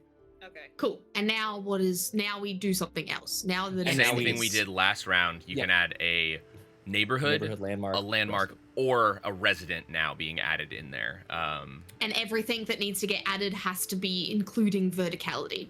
Correct. Yes. Beautiful. I love it. Thank you so much. My brain really could not wrap around that for a moment. So I have an idea then. Go get your drink, Matt. I'll be right back. Okay. So I'm thinking, and I think I only got this just because I recently saw a video of Chongqing, China, where the entire city is built into a mountainside. And it's the most cyberpunk thing where there are streets over streets over streets over streets, and there's like a lot of layers where there's That's what the docks homes. is. That's what the rope roads is. Yeah. So I'm thinking just solely a neighborhood of just residential places. So duplexes, townhouses, whatever you want to call it, something of that nature. And it's like each one's on a step, just so that it's not going this way, so to speak. It's all going this way so that everybody has space. So I'm thinking like it's just one level, it's a bunch of houses. The other level, it's a street that has a bunch of houses. They all like converge at one end, and then they all go towards like the center of the city or whatnot. Let me start writing in that. Is that a landmark? That might be better because like the rope roads is the residential docks. So would it be a landmark at the rope roads? It could be a landmark there, or it could be its own neighborhood that's like also, we can have multiple residential neighborhoods. Like you don't have to have individual, there's I think for this it's also giving me vibes of like some of the cities in like the Alfami coast, for example, where all these like really beautiful houses are all right along the coast or the water line, and you're seeing like different colors and stuff. I think it could be a landmark definitely for the rope roads then for that. It's like that one signature thing you can see when you're like coming in from the water, and it's like one of those first things you spot. Could be why there's so many outsiders who visit. They're tourists. So that could be one. Oops. Okay, so then this is... I can type, Mel. Don't do that. This is gonna be landmark. How do we... I'm just thinking it's something like the hills. I just realized I should duplicate and then put that over here. This was here. Wee. Okay. The hills. And then colorful, lively for like all the kids and stuff that live there. And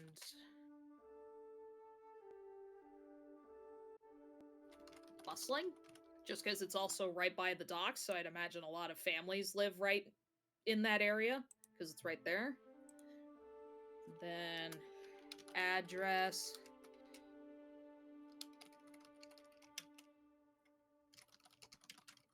I'm thinking of the address, welcoming visitors from the shore. And then true name.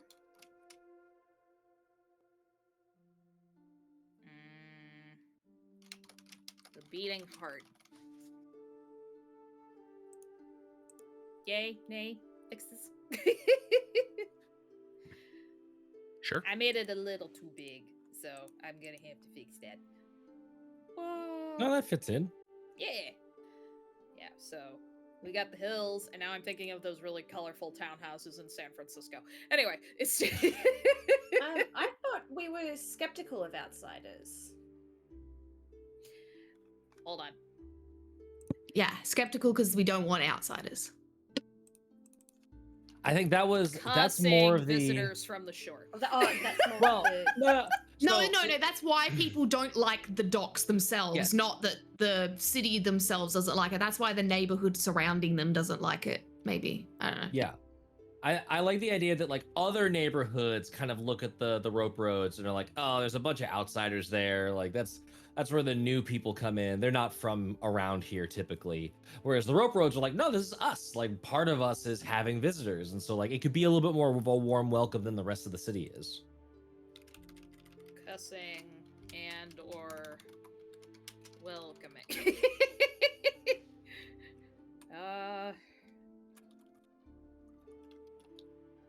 Yeah, so welcoming visitors from the shore. Okay. Not me. So that's it for my contribution towards verticality. Who's next? I have an idea if anyone needs more time. What? I'm gonna make a neighborhood. Ooh. Making a neighborhood. Watch out. Building zone. Beep, beep, beep. I'm gonna call it the climb. I am inspired by Haley's picture of that castle. And I'm picturing like all roads leading to like some sort of central tower rising up, like the main like fortress, but not like maybe the castle is a landmark within this neighborhood, but that it like this is like the neighborhood exists entirely on this structure leading up to it. So there are none of that space is just like wasted. It's not just like, oh, a mountain and we put a castle on top of it. Like we built a neighborhood that goes vertical all the way up to where the castle is on top.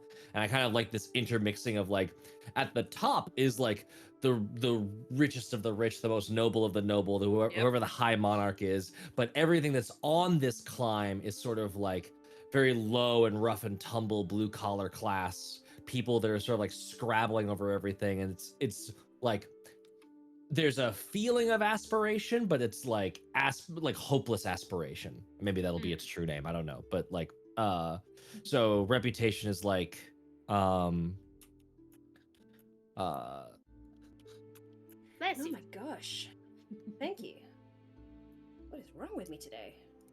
Allergies. Don't answer. I just said allergies. Nothing I wouldn't beautiful. say anything beyond what's wrong with you most days. It's the huge. Da, da, da, da. Ba, ba, ba, ba.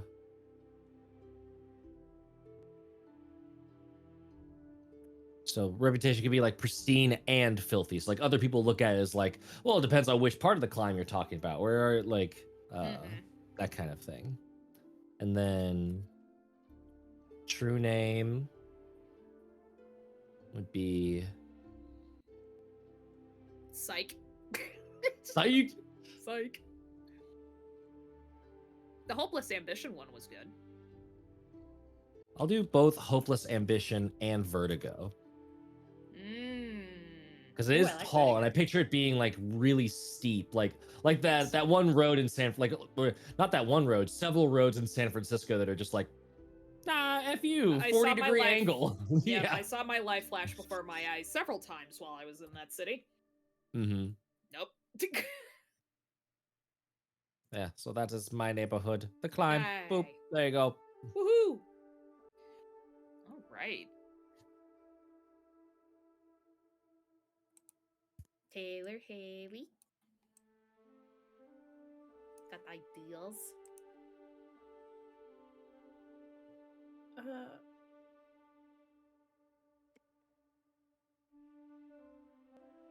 Yeah, in the Shimmerways, it's like just a really nice tranquil garden, is it? Yeah, like a park space.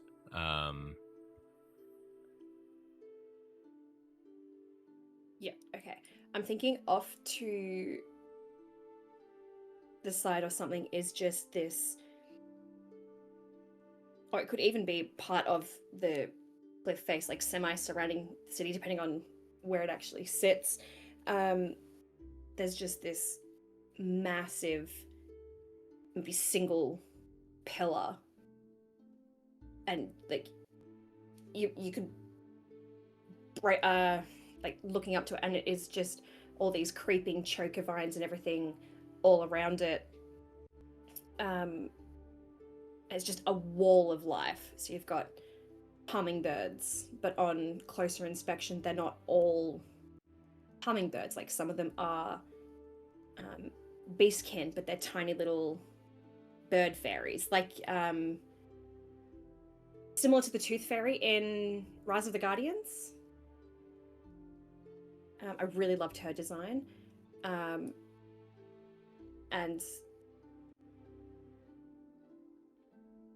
yeah, it's got flowers, it's got fruit, and kind of like a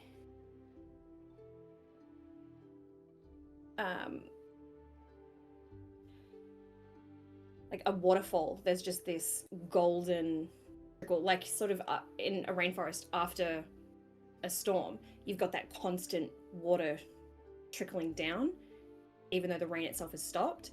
But it's the gold or the memory oil. So there's always just these splashes of vibrant gold. And yeah, you actually, no matter how far up you crane your neck, you cannot see the top. And it's almost like watching an elevator with, you know, these beastkin and bugs and birds and animals scurrying up and down, because it's not overly wide, it's just tall. So as they move, it's kind of like an elevator. Nice. And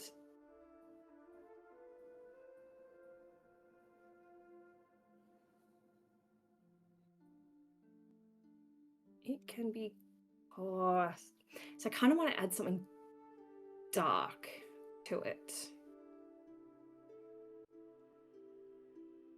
Too shiny needs dark. Yes. So as a reminder, just to have that, a title, a reputation. Sorry, no. For this is a landmark, not a neighborhood. A title, an address, and a true name. Well, the address is like, it's a part of the Shimmerways. So an address for a neighbor for a landmark is, if it feels appropriate, this can be a literal address. After all, street names are another tool to reveal details about the world. But it could also be something more poetic. Is it in the heart of the neighborhood or off the beaten path? Is it several stories up or perhaps below street level? Write this landmark's address under the title near the middle of the card. So like the touchstone is on the corner of your third wrong turn. The decantique is behind the bookshelf by pulling the third book for those seeking an answer. Like the address, or it could literally be like 123, street road. Yeah. The Shimmerways.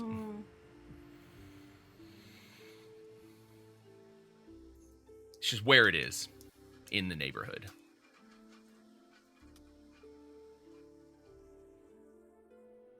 I'm gonna call it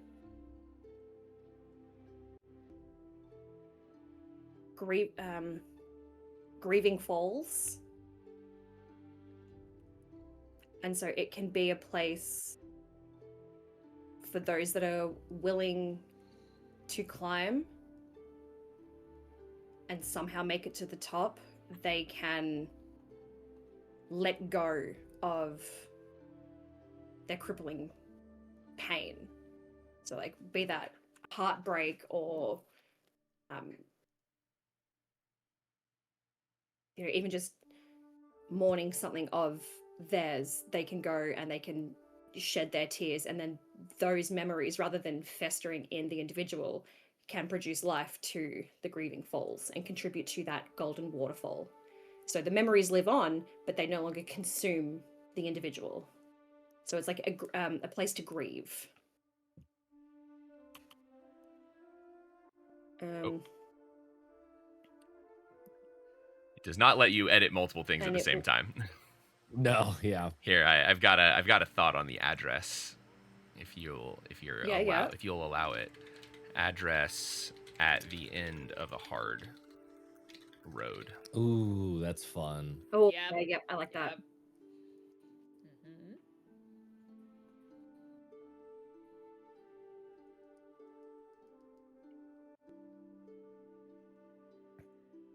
So then it just needs a true name.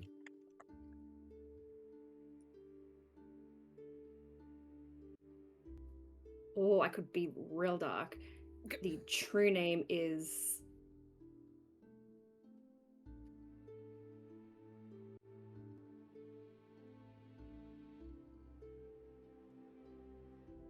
Okay, trigger warning, I don't mean to offend anyone.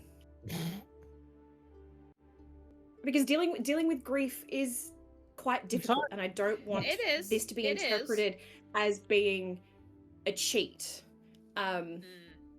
So I feel like my choice of words is going to be quite poor. It can be known by different ways. One true choice name could be, and I really, really don't want to upset or offend people, but do you want to type it out first? Just the coward's choice, or like, because they're choosing to let go and not face their emotions. Yes. So someone who just like turns a blind eye. Don't want to offend. Like, I thought that was going a very different direction. Yeah, that was you hyped that up so much that I had no idea where we were going. No, so like depending on, so it'll have like two names depending on how people choose to interpret. Remember about true names. True names don't have to be a name. Like, don't think of this as a title. It is a feeling. It is a sensation. It is a thing that like happens around this place and in this place. It's part of the experience of this place. It's not like the blah blah blah, a blah blah blah.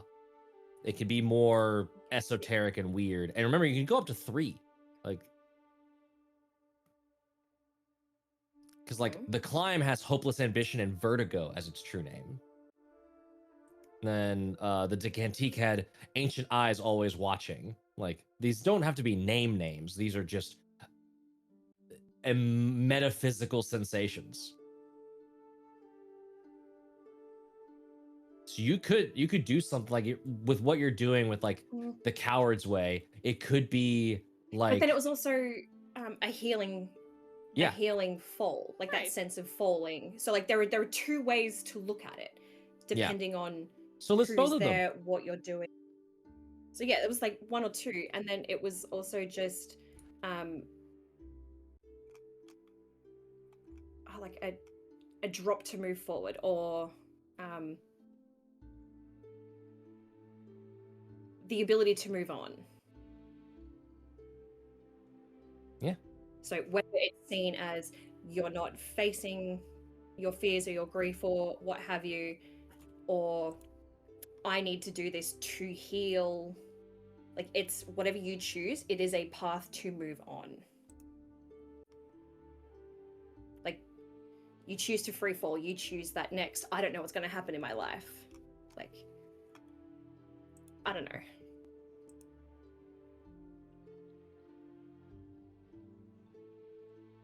And then again, because those, like, it's this ever cycling waterfall, like, we don't know where those gold droplets go to. It just keeps cycles. So if you want, you could try and get those memories back.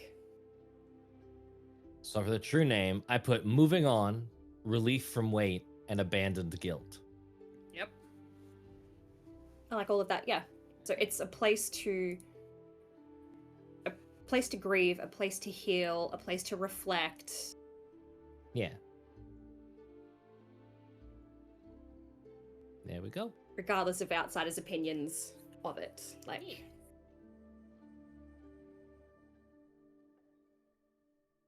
I feel like the Banshee may have spent some time there. Well, the Banshee never saw it. Yeah. Remember, Banshee she- is in the far-flung future from this.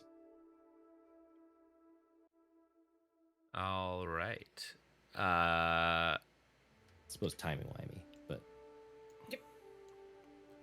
Haley. Are we getting a resident? Yeah, we've already used blue there, though. I'm going to use pink for this. Yeah, resident. All right. So one we haven't done yet. The title. Yeah. Well, so this is R.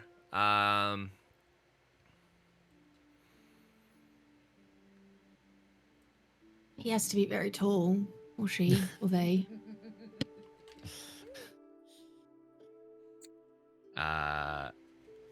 Tall, dark, and beautiful. Rope spinner. Now Let the Oh, resident's nice. title Might have 'em. inform their personality and vice versa. Write their title at the top of the card and write their pronouns next to that. Yes. Describe this resident briefly to the table if they have a noteworthy profession or other important qualities. Pronoun is sexy.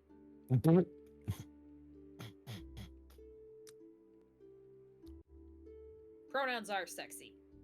Okay, I love where you're going with yarn spinning rope weaver, but I could not stop myself from the hash slinging slasher.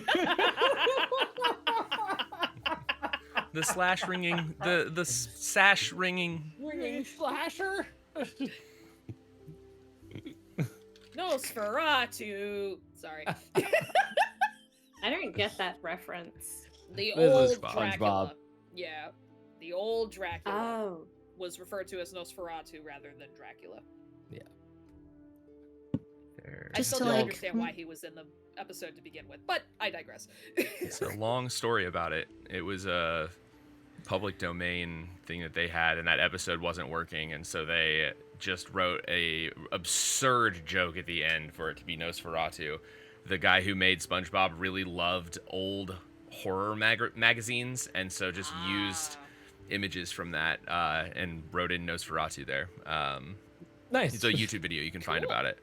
It's very interesting. Pronouns. Oh, I guess I go next to this. I don't have to do that. So we'll just do. We're gonna make it they them just because you gotta first resident. We gotta have some good representation there. Represent.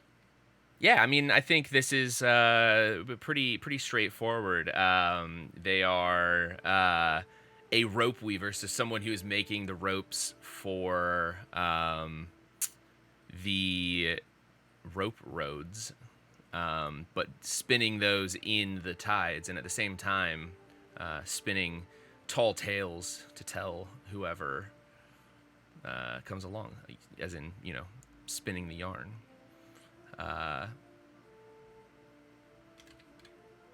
Tall tale teller, maker of ropes. And then true name. So, unlike neighborhoods and locations, the true name of a resident is established through collaboration during a vignette, a short scene in which all players participate. We don't have to have everybody. We'll do this kind of out of orbity or anything like that, where if you think your character's in this scene, or if you have an idea of a character in the scene, not even your character, but if you have an idea of somebody in this scene, toss them in there. But I will set up the scene. So framing a vignette. A vignette is a brief glimpse into a resident's daily life. To begin a vignette, the current player decides where the scene takes place. The location should be connected in some way to the landmark where the resident is nested. I guess we don't have a landmark in the tides. So I'm gonna do the thing we did over here with the decantique. Yeah. And this is in. I actually was about to put the tides. I was about to put a landmark in the tides. If you want to quickly wait 1 second, but there is go for it. The rope roads. There's the hills. That's true. If it was working in the rope roads, but I had an idea for a landmark. If you want to chuck him in there because it works well. For this is called, I think maybe something like the Major Flight. And it is like a massive tower that goes as high up into the sky as it does down into the ground. And everyone that doesn't need a workshop has their shops in there. So like anyone that sells like goods and needs like a permanent space to like hold their stuff, that's where they are. Cool. For those without a full workshop. All right. So like imagine like it's like this massive staircase that just spirals upwards on the inside, kind of like a lighthouse vibes. So like it just spirals up and it spirals down, and then there's like little just like those little like kiosk doors where you can just like walk up and be like, yep, I'll grab 2 potions of this, or I'll grab like let me grab some ingredients from that or whatever. Just like little storefronts, and there's just lots and lots in there. And the address is just like the tower on the horizon. Ooh, that's fun. I love the idea of like a back alley, like marketplace, like one of those like really closed in, hemmed in, like tight marketplaces with like the stalls to left and right. But it's just one big like spiral staircase. Spiral staircase that goes upwards, and yeah, there's just like window, and like yeah. That's super fun.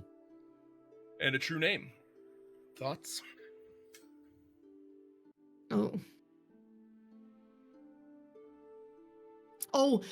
Something about these people that are in here, they do not drink the memories. So like they hold on to their craft, and like they're like there for years and years and years, and like pass it down differently, maybe like something along those lines. I kind of like that idea that they're like the stubborn. They're an exception to the normal way. Yeah. Yeah. An exception to the tides is a cool just like way to frame it. Or exception to the rule, or something fun that's like vague.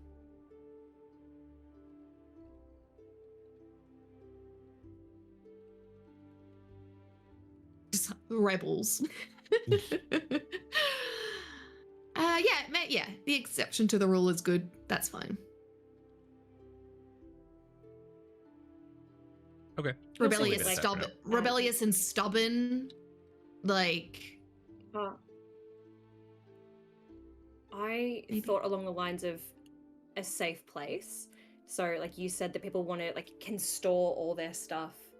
Like it's like a vault. So this is where they hone their craft. This is where all their things are stored. It is a safe place. Like no one. I love the word vault because it means so much. It can mean like money, information, skill, equipment, goods. Yeah, I love that. Vault is great. It's also vaulted can be like tall. Like high up. Yeah. Ooh, that's fun. That works on a lot of levels. I thought volts was like electricity. Volts and amps. It also Volt, can be VOLT. If you say that word with an O, yes, yes, it is that. How did you say it? Vaulted. VA. V-U-L-T, vaulted. Volt. V-O-L-T, volt. Oh. Kill me, Yeah, Taylor. So, They sound the same. I don't know what you're talking about. That's like saying Volt? that's like saying seal and Volt. seal and expecting someone to know the difference without context. Like, chill. Seal And and Volt seal and are vault. spelled the same. Yeah. No, they're not. Are you talking about like a? no, they're not. The animal and the thing that holds something back. S-E-A-L. Wait, what? S-E-A-L and But S-E-A-L. then S-E-E-L is a verb, Yes. Well, Or- yeah, which is and that sounds the same the Yes. verb and spelled of different. it is the verb of the act of sealing something. Yes. Yes. It was But- a classic Aussie pronunciation joke. that we're O-L laughing and at, that- A-U-L have different Y'all- sounds. Yeah. That's okay. In America. You like to rhyme a lot of things that don't rhyme as well, so it's no Sure. stress. When you pronounce things differently, they won't rhyme the same way. Yeah. And that's not a joke. That's you just all. how it works. I just saw Y'all are what bullies. C-L-S-E-E-L also means definition-wise, and now I'm scarred for life. So thanks, guys. I learned another. But yes, Colin said vault, not volt.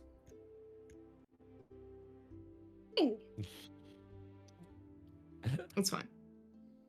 I think we can all agree at this point that English point there- just sucks. My point there It is that if does. you're talking about like vaulted ceilings, you're talking about like high Very ceilings, tall right? Like in a ceilings. place. Yes. So it works vaulted, not volted. I did hear it that time, though. yes. In fairness to in deference to them, I Vaulted. did hear it that time. Vaulted. Okay. Well then, sick. So all right. We're back Becoming to the How I Met. Speaking of Go the ahead. How I Met Your Mother joke of say a word enough times and it just starts to lose all meaning. yeah, Bowl. semantic Same satiation. Bowl. Bowl. Semantic satiation. Said that perfectly the first time and then could not get through it the second time. Cessation of semantic satiation. Yes, exactly.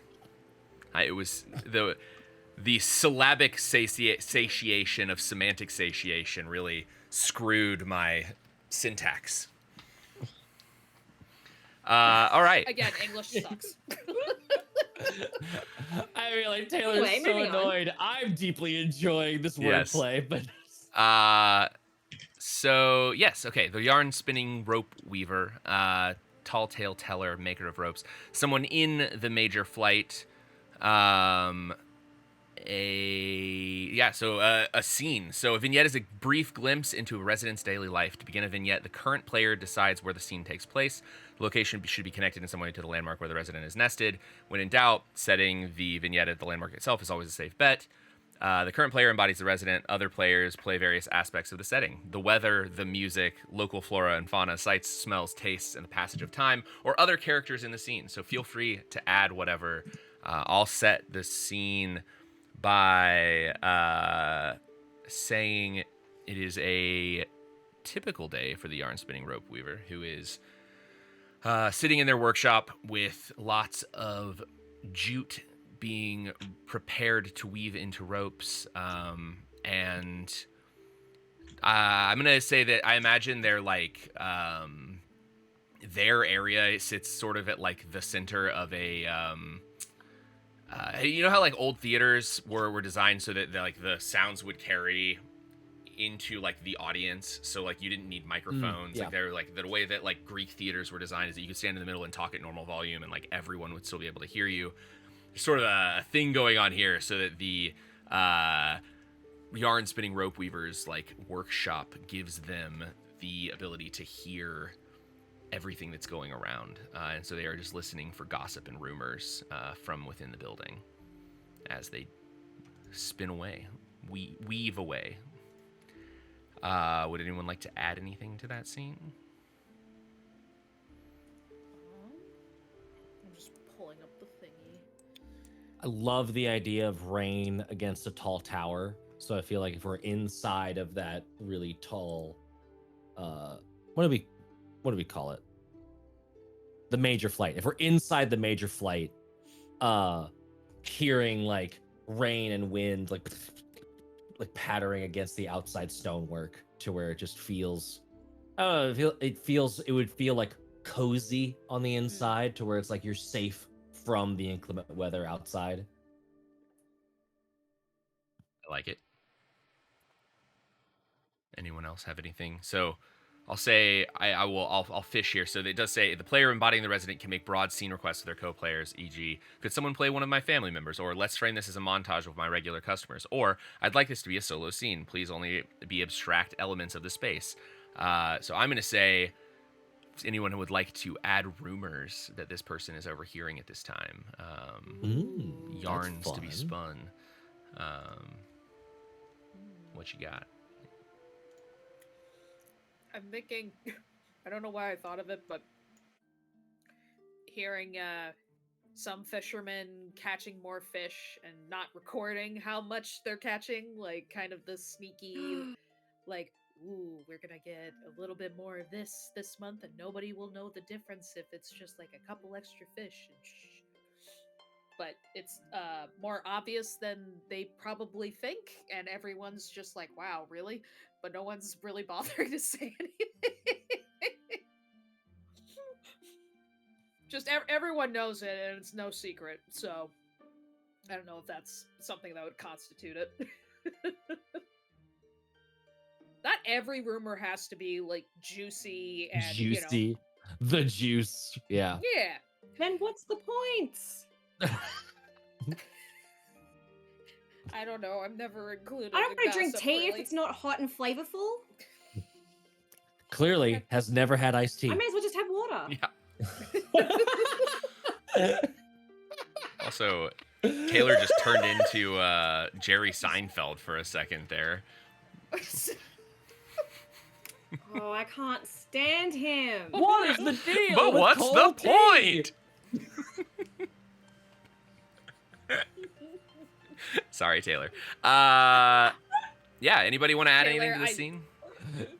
I'm just saying that as someone who is currently drinking flavored water. That's all the flavor I get. All the juicy gossip I get.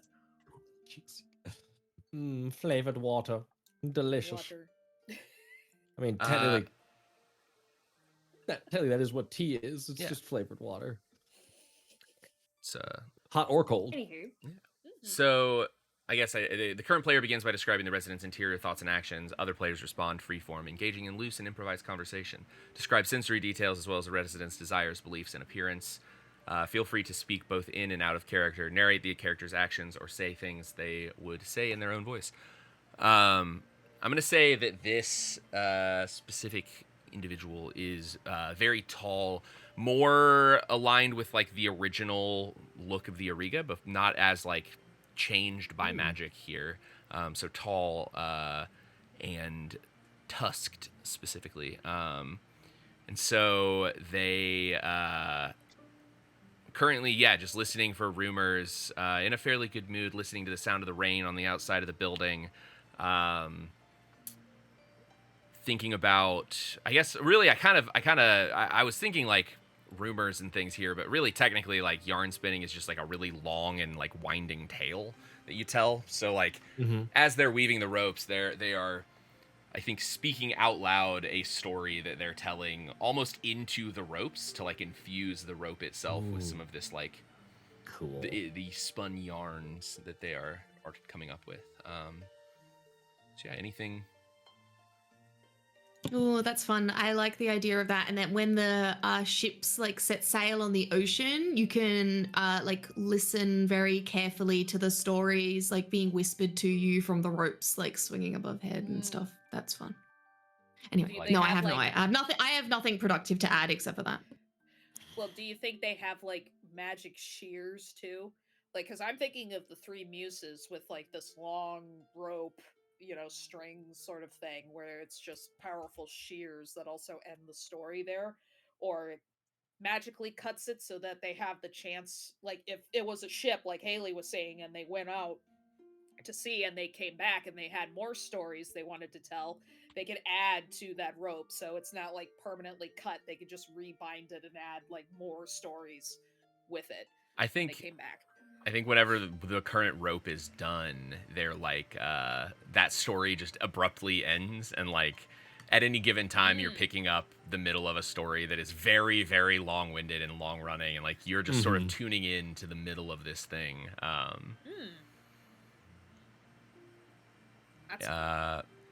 Cool. All right. Well, if anybody, old lady coming down the stairs is like, "Is that the pot that you were talking about yesterday with Suzette?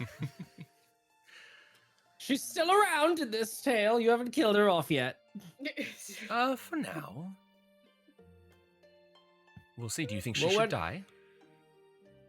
Well, when her thread winds short, let me know. I have a bet going with Alfred. How much is the bet?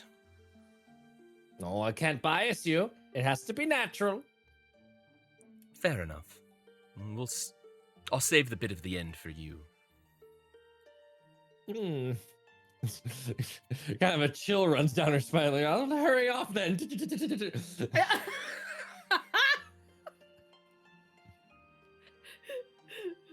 Oh my. Oh my.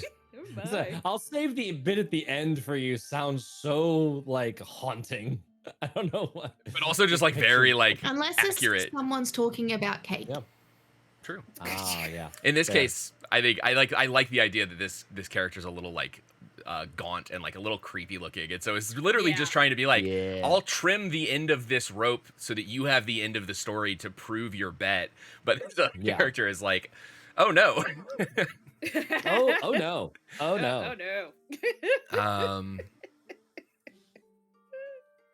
All right. Well, true name wise, we can come up with a true name together if we want. It's a collaborative here. Oh so no.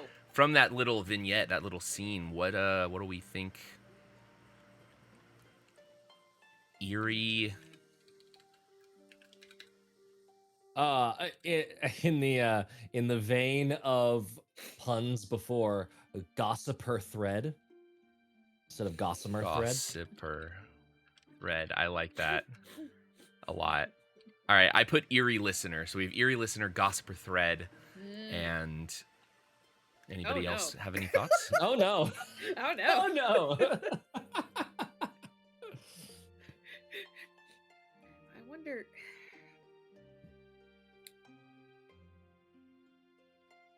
I can't think of anything. Why do we get the feeling that they would look like a Drider?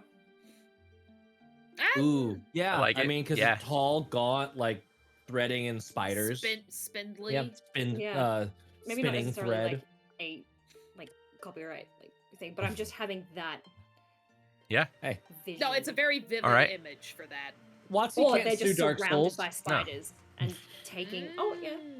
Oh, Actually, also a demon spider in Assault to Keep. yeah. So I'm forgetting what the mythical creatures like. They're called Drider in in D&D land, right? But there is an actual like term for a spider centaur person. Yeah, I can't remember what it's called. I want to say arachne, but that's not right. What if spiders, at least for like the tower and stuff, or with the yarn spinners, it's like a core rule to never disturb spiders while they're in the midst of like making their webs. It's kind of that same sort of vibe of like, you know, and spiders like in world mythology in a lot of places are like storytellers and knowledge keepers and stuff like that. So maybe it might have a little bit of a nuance. Arachnocentaurs. Really? That's it? They're just arachnocentaurs. All right. On the random wiki, yeah, I saw that same one. But yeah, okay, cool. So any other names jump out? Warriors of Myth wiki. Right. I don't know what Warriors of Myth is, but interesting. Okay, so we are, I think, done with that round, and so now that round ends in an event. So Matt, as the character who gave us the compass, you finish the round by creating an event that changes or alters the city in some way. It can be big, it can be small, but it should focus specifically on one neighborhood, landmark, or resident. Like our telling of it will focus on that. And it will be based on like the verticality compass that you included. Yeah. Events are a good way to tie up loose ends on questions that arose during a round. However, an event can also be a chance to highlight an aspect of the compass that was unexplored, or to recontextualize other elements of the city that were discovered during play. An event is always connected to a neighborhood, landmark, or resident. On your turn, describe the event in a sentence or two, then choose the one card on the table that it most closely relates to. Something has changed within the community. What is it? If it isn't already clear, explain how this event serves as a connecting point between the card. You have chosen and the compass currently in play. So, oh gosh, we have events. New card. Man, Zoomed in on the thing. does anyone have ideas? I know it's my thing, but And this is for the verticality thing you did, right? yeah. So the compass is verticality, and we've got the yarn spinning rope weaver, the hills, the major flight, the climb, and the grieving falls as. And it does not have to be connected to one of the ones that we just wrote. It can be on That's any right. of It the can places. be anything. Yes. I don't know why, but I thought verticality and the Leaning Tower of Pisa, where Oh, it's something God. really tall, just like wee. No, but I love the major flight. I don't want to tip it over. I mean, Leaning Tower of Pisa is actively falling closer to the Yes. ground as we speak. So I thought they stabilized it, but I could be wildly wrong on that. I don't know.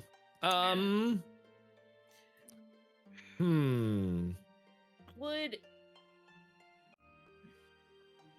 considering that, and this is just an idea, but considering what Taylor and Haley brewed up earlier with there being an ocean god before, and then when there was the battle, fast forwarding that, Yeah. between the stone god and then the old forest god, maybe the water god or the sea god is very turbulent as a whole, so it's not uncommon to see just massive formations of rock suddenly spew out in like the waters and stuff, because then that can lead way to the god going like, oh fuck no, we ain't doing this, and then suddenly leaves after. So that's like part of the normality of the sea god, where it's just like there's an island that pops up. Yeah. There's an island that pops up for like 3 days, and then all of a sudden, boo, it goes down. I have to look that up. I don't know what that means. It's Stormy. my turn. Stormy in nature, oscillating wildly between. Turbulent. Yeah. Turbulent, emotional, or violent. Yeah. But it's not like an oh dear god situation. It's a normal. It's like the sea god burped, and all of a sudden it's like, oh look, it's an island. Yeah. And then it burped again. And it's like, never mind. What if in order to like bring it, because we get to know the ending before as we're writing the middle, what if it was like, because I was thinking about what if there was like a big, like a low tide, like a prolonged low tide that like took the sea out and made the city taller by sort of comparison. What if it was like a low tide mixed with like a growth in all of this flora and like more rocks like sort of like cracking open and splitting, like basically like all three of them are kind of experiencing this like little shake up for like a week. So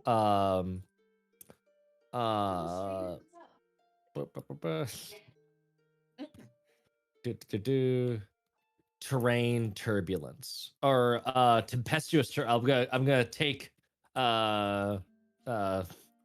Taylor's word, tempestuous terrain. Another word to look up on the internet for the definition. What word was that? No, it's my turn in the hot seat to look up various words on Google for the definition. So, oh, I just have a dictionary open all the time.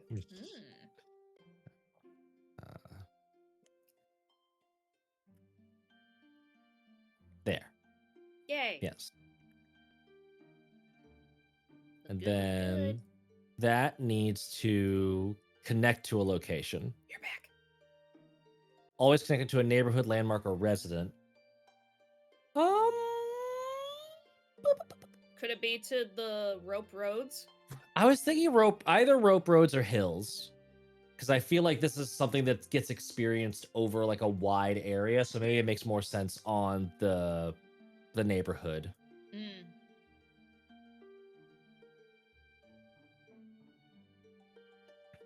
And then so blah blah blah. Something has changed within the community. What is it? Oh, what if this like low tide, like cracking, what if all of this like this sudden strange happening leads to like all of those rope bridges and stuff that were like stringing things together? What if they're now like forming a net and everything is sort of like loosely jostled and like hanging betwixt each other? So the rope roads are now like more of a, they're not like as firmly connected into the cliffside. Instead, they sort of hang and sway as all of the buildings got like knocked off and like ripped apart a little bit, but they were held together by all of those ropes. Yeah. Wee. Wee! Terrifying. Like all those rope bridges in like the mountains, the Andes in like Peru, or the mountainous regions of China, and I will never set foot on one ever because gravity is not my friend. I always see those videos and I'm like, I would want to trust it. Like if I went there, I would want to be able to trust it, but I could very easily see myself chickening out. I see Final Destination everywhere I go, so the answer is no. Millennials scarred universally by one horror series. Just one. There we go. That is Yay! our ciao. Unless anybody wants to add on, refine, etc. Nope. Oh.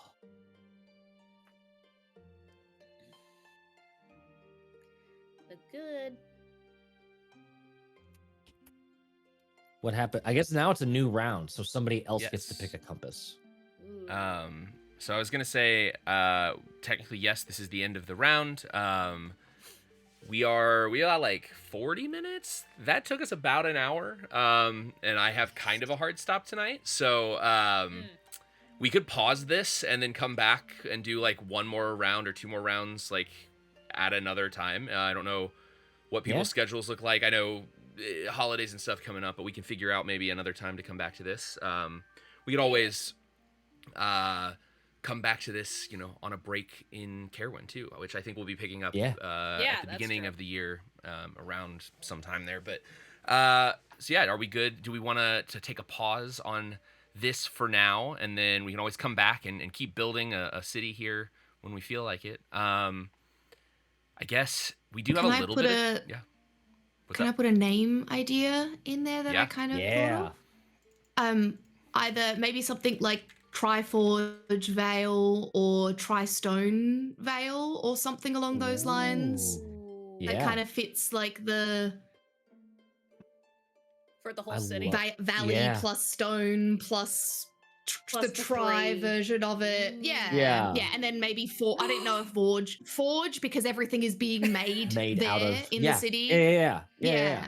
That I wasn't sure which one, but that's my idea. I quite like the Forge Tri Spire, however we want to go with it, because we've got the Grieving Falls and then the Vault, and then what was there was the Major third Flight thingamabob, wasn't there? Or no, that's just the Vault. The what? You said the Vault, and I was like Major Flight, but that's the same. So maybe the climb. Maybe we make a second the climb. 3 spires. The climb. Yeah, it could be Tri Spires. Yeah. Although the one in the middle is the center, isn't it? So maybe there's a third one that creates like a triangle around the center spire. Maybe there's a third one that is the secret library or something that equals the tri or something. That it's actually like you never actually see the third tower. What does Triskelion actually mean? Because that's 100% from the MCU, at least how I know it. Oh, you're muted. It literally just means like 3 spirals. So it's the like classic like pagan motif of the 3 spirals in different directions. Got it. That is a Triskelion. Triskelion. 3 swirls. Yeah. Yeah, they did that. It was a pack symbol in Teen Wolf. I was trying to think if there was a play on words there of like Triskalia?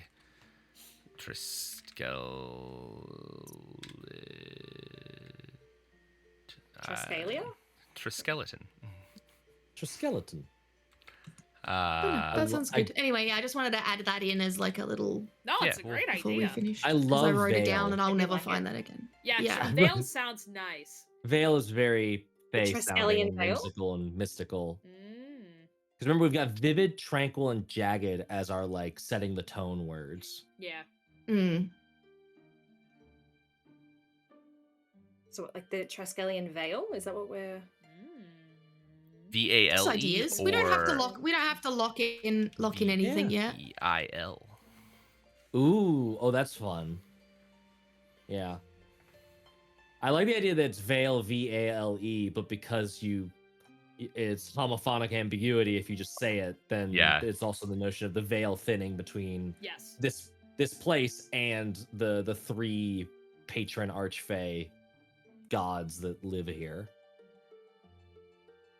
Cool. Sounds bougie. Yeah. Fancy. Cool. All right. Well, I guess we can call it here if people want to get a little bit of time back for the night, or if there's anything. So we're gonna be gone for 2 weeks, so this probably isn't like a super big thing to do, but like we can also talk about Caerwyn stuff if we'd like, and do session not 0.5, whatever point we want to call this. If there's anything else that like that people need for lore stuff or anything like that, yeah, we can figure that out. Yeah. I'm good. I'm good to call it. Yeah. As well. All right. I will say, there is something brewing though in the next couple of weeks leading towards the new year. I can't say anything yet because Matt is currently in the process of planning it. But... keep your eyes peeled to the Tales of Initiative socials and the Discord for more information on that. Coming soon. Soon, TM. All right. There's an NDA involved, so we can't say much else right now other than that. But... sick. Okay, well, I guess we will see you all in the new year, probably. Just given that next week is Christmas, the week after that is New Year's. Very likely we won't be back until after that. But come join us on our Discord. Come hang out with us. We're in there. We're talking. We're chilling. But yeah, otherwise... Happy New Year, bitches! Yeah, Happy New Year. Anyway, yeah. Well, thank you all for joining us. This is a little bit different of a game than what we've played here normally. But I kind of like this world building thing that we're doing. Yeah. But yeah, fun mix up. Fun change up. Thank you all for joining us, and I guess until next time. Oh, I guess. Well, first of all, stick around for a raid. We'll raid somebody. But until next time, are you ready for more tales?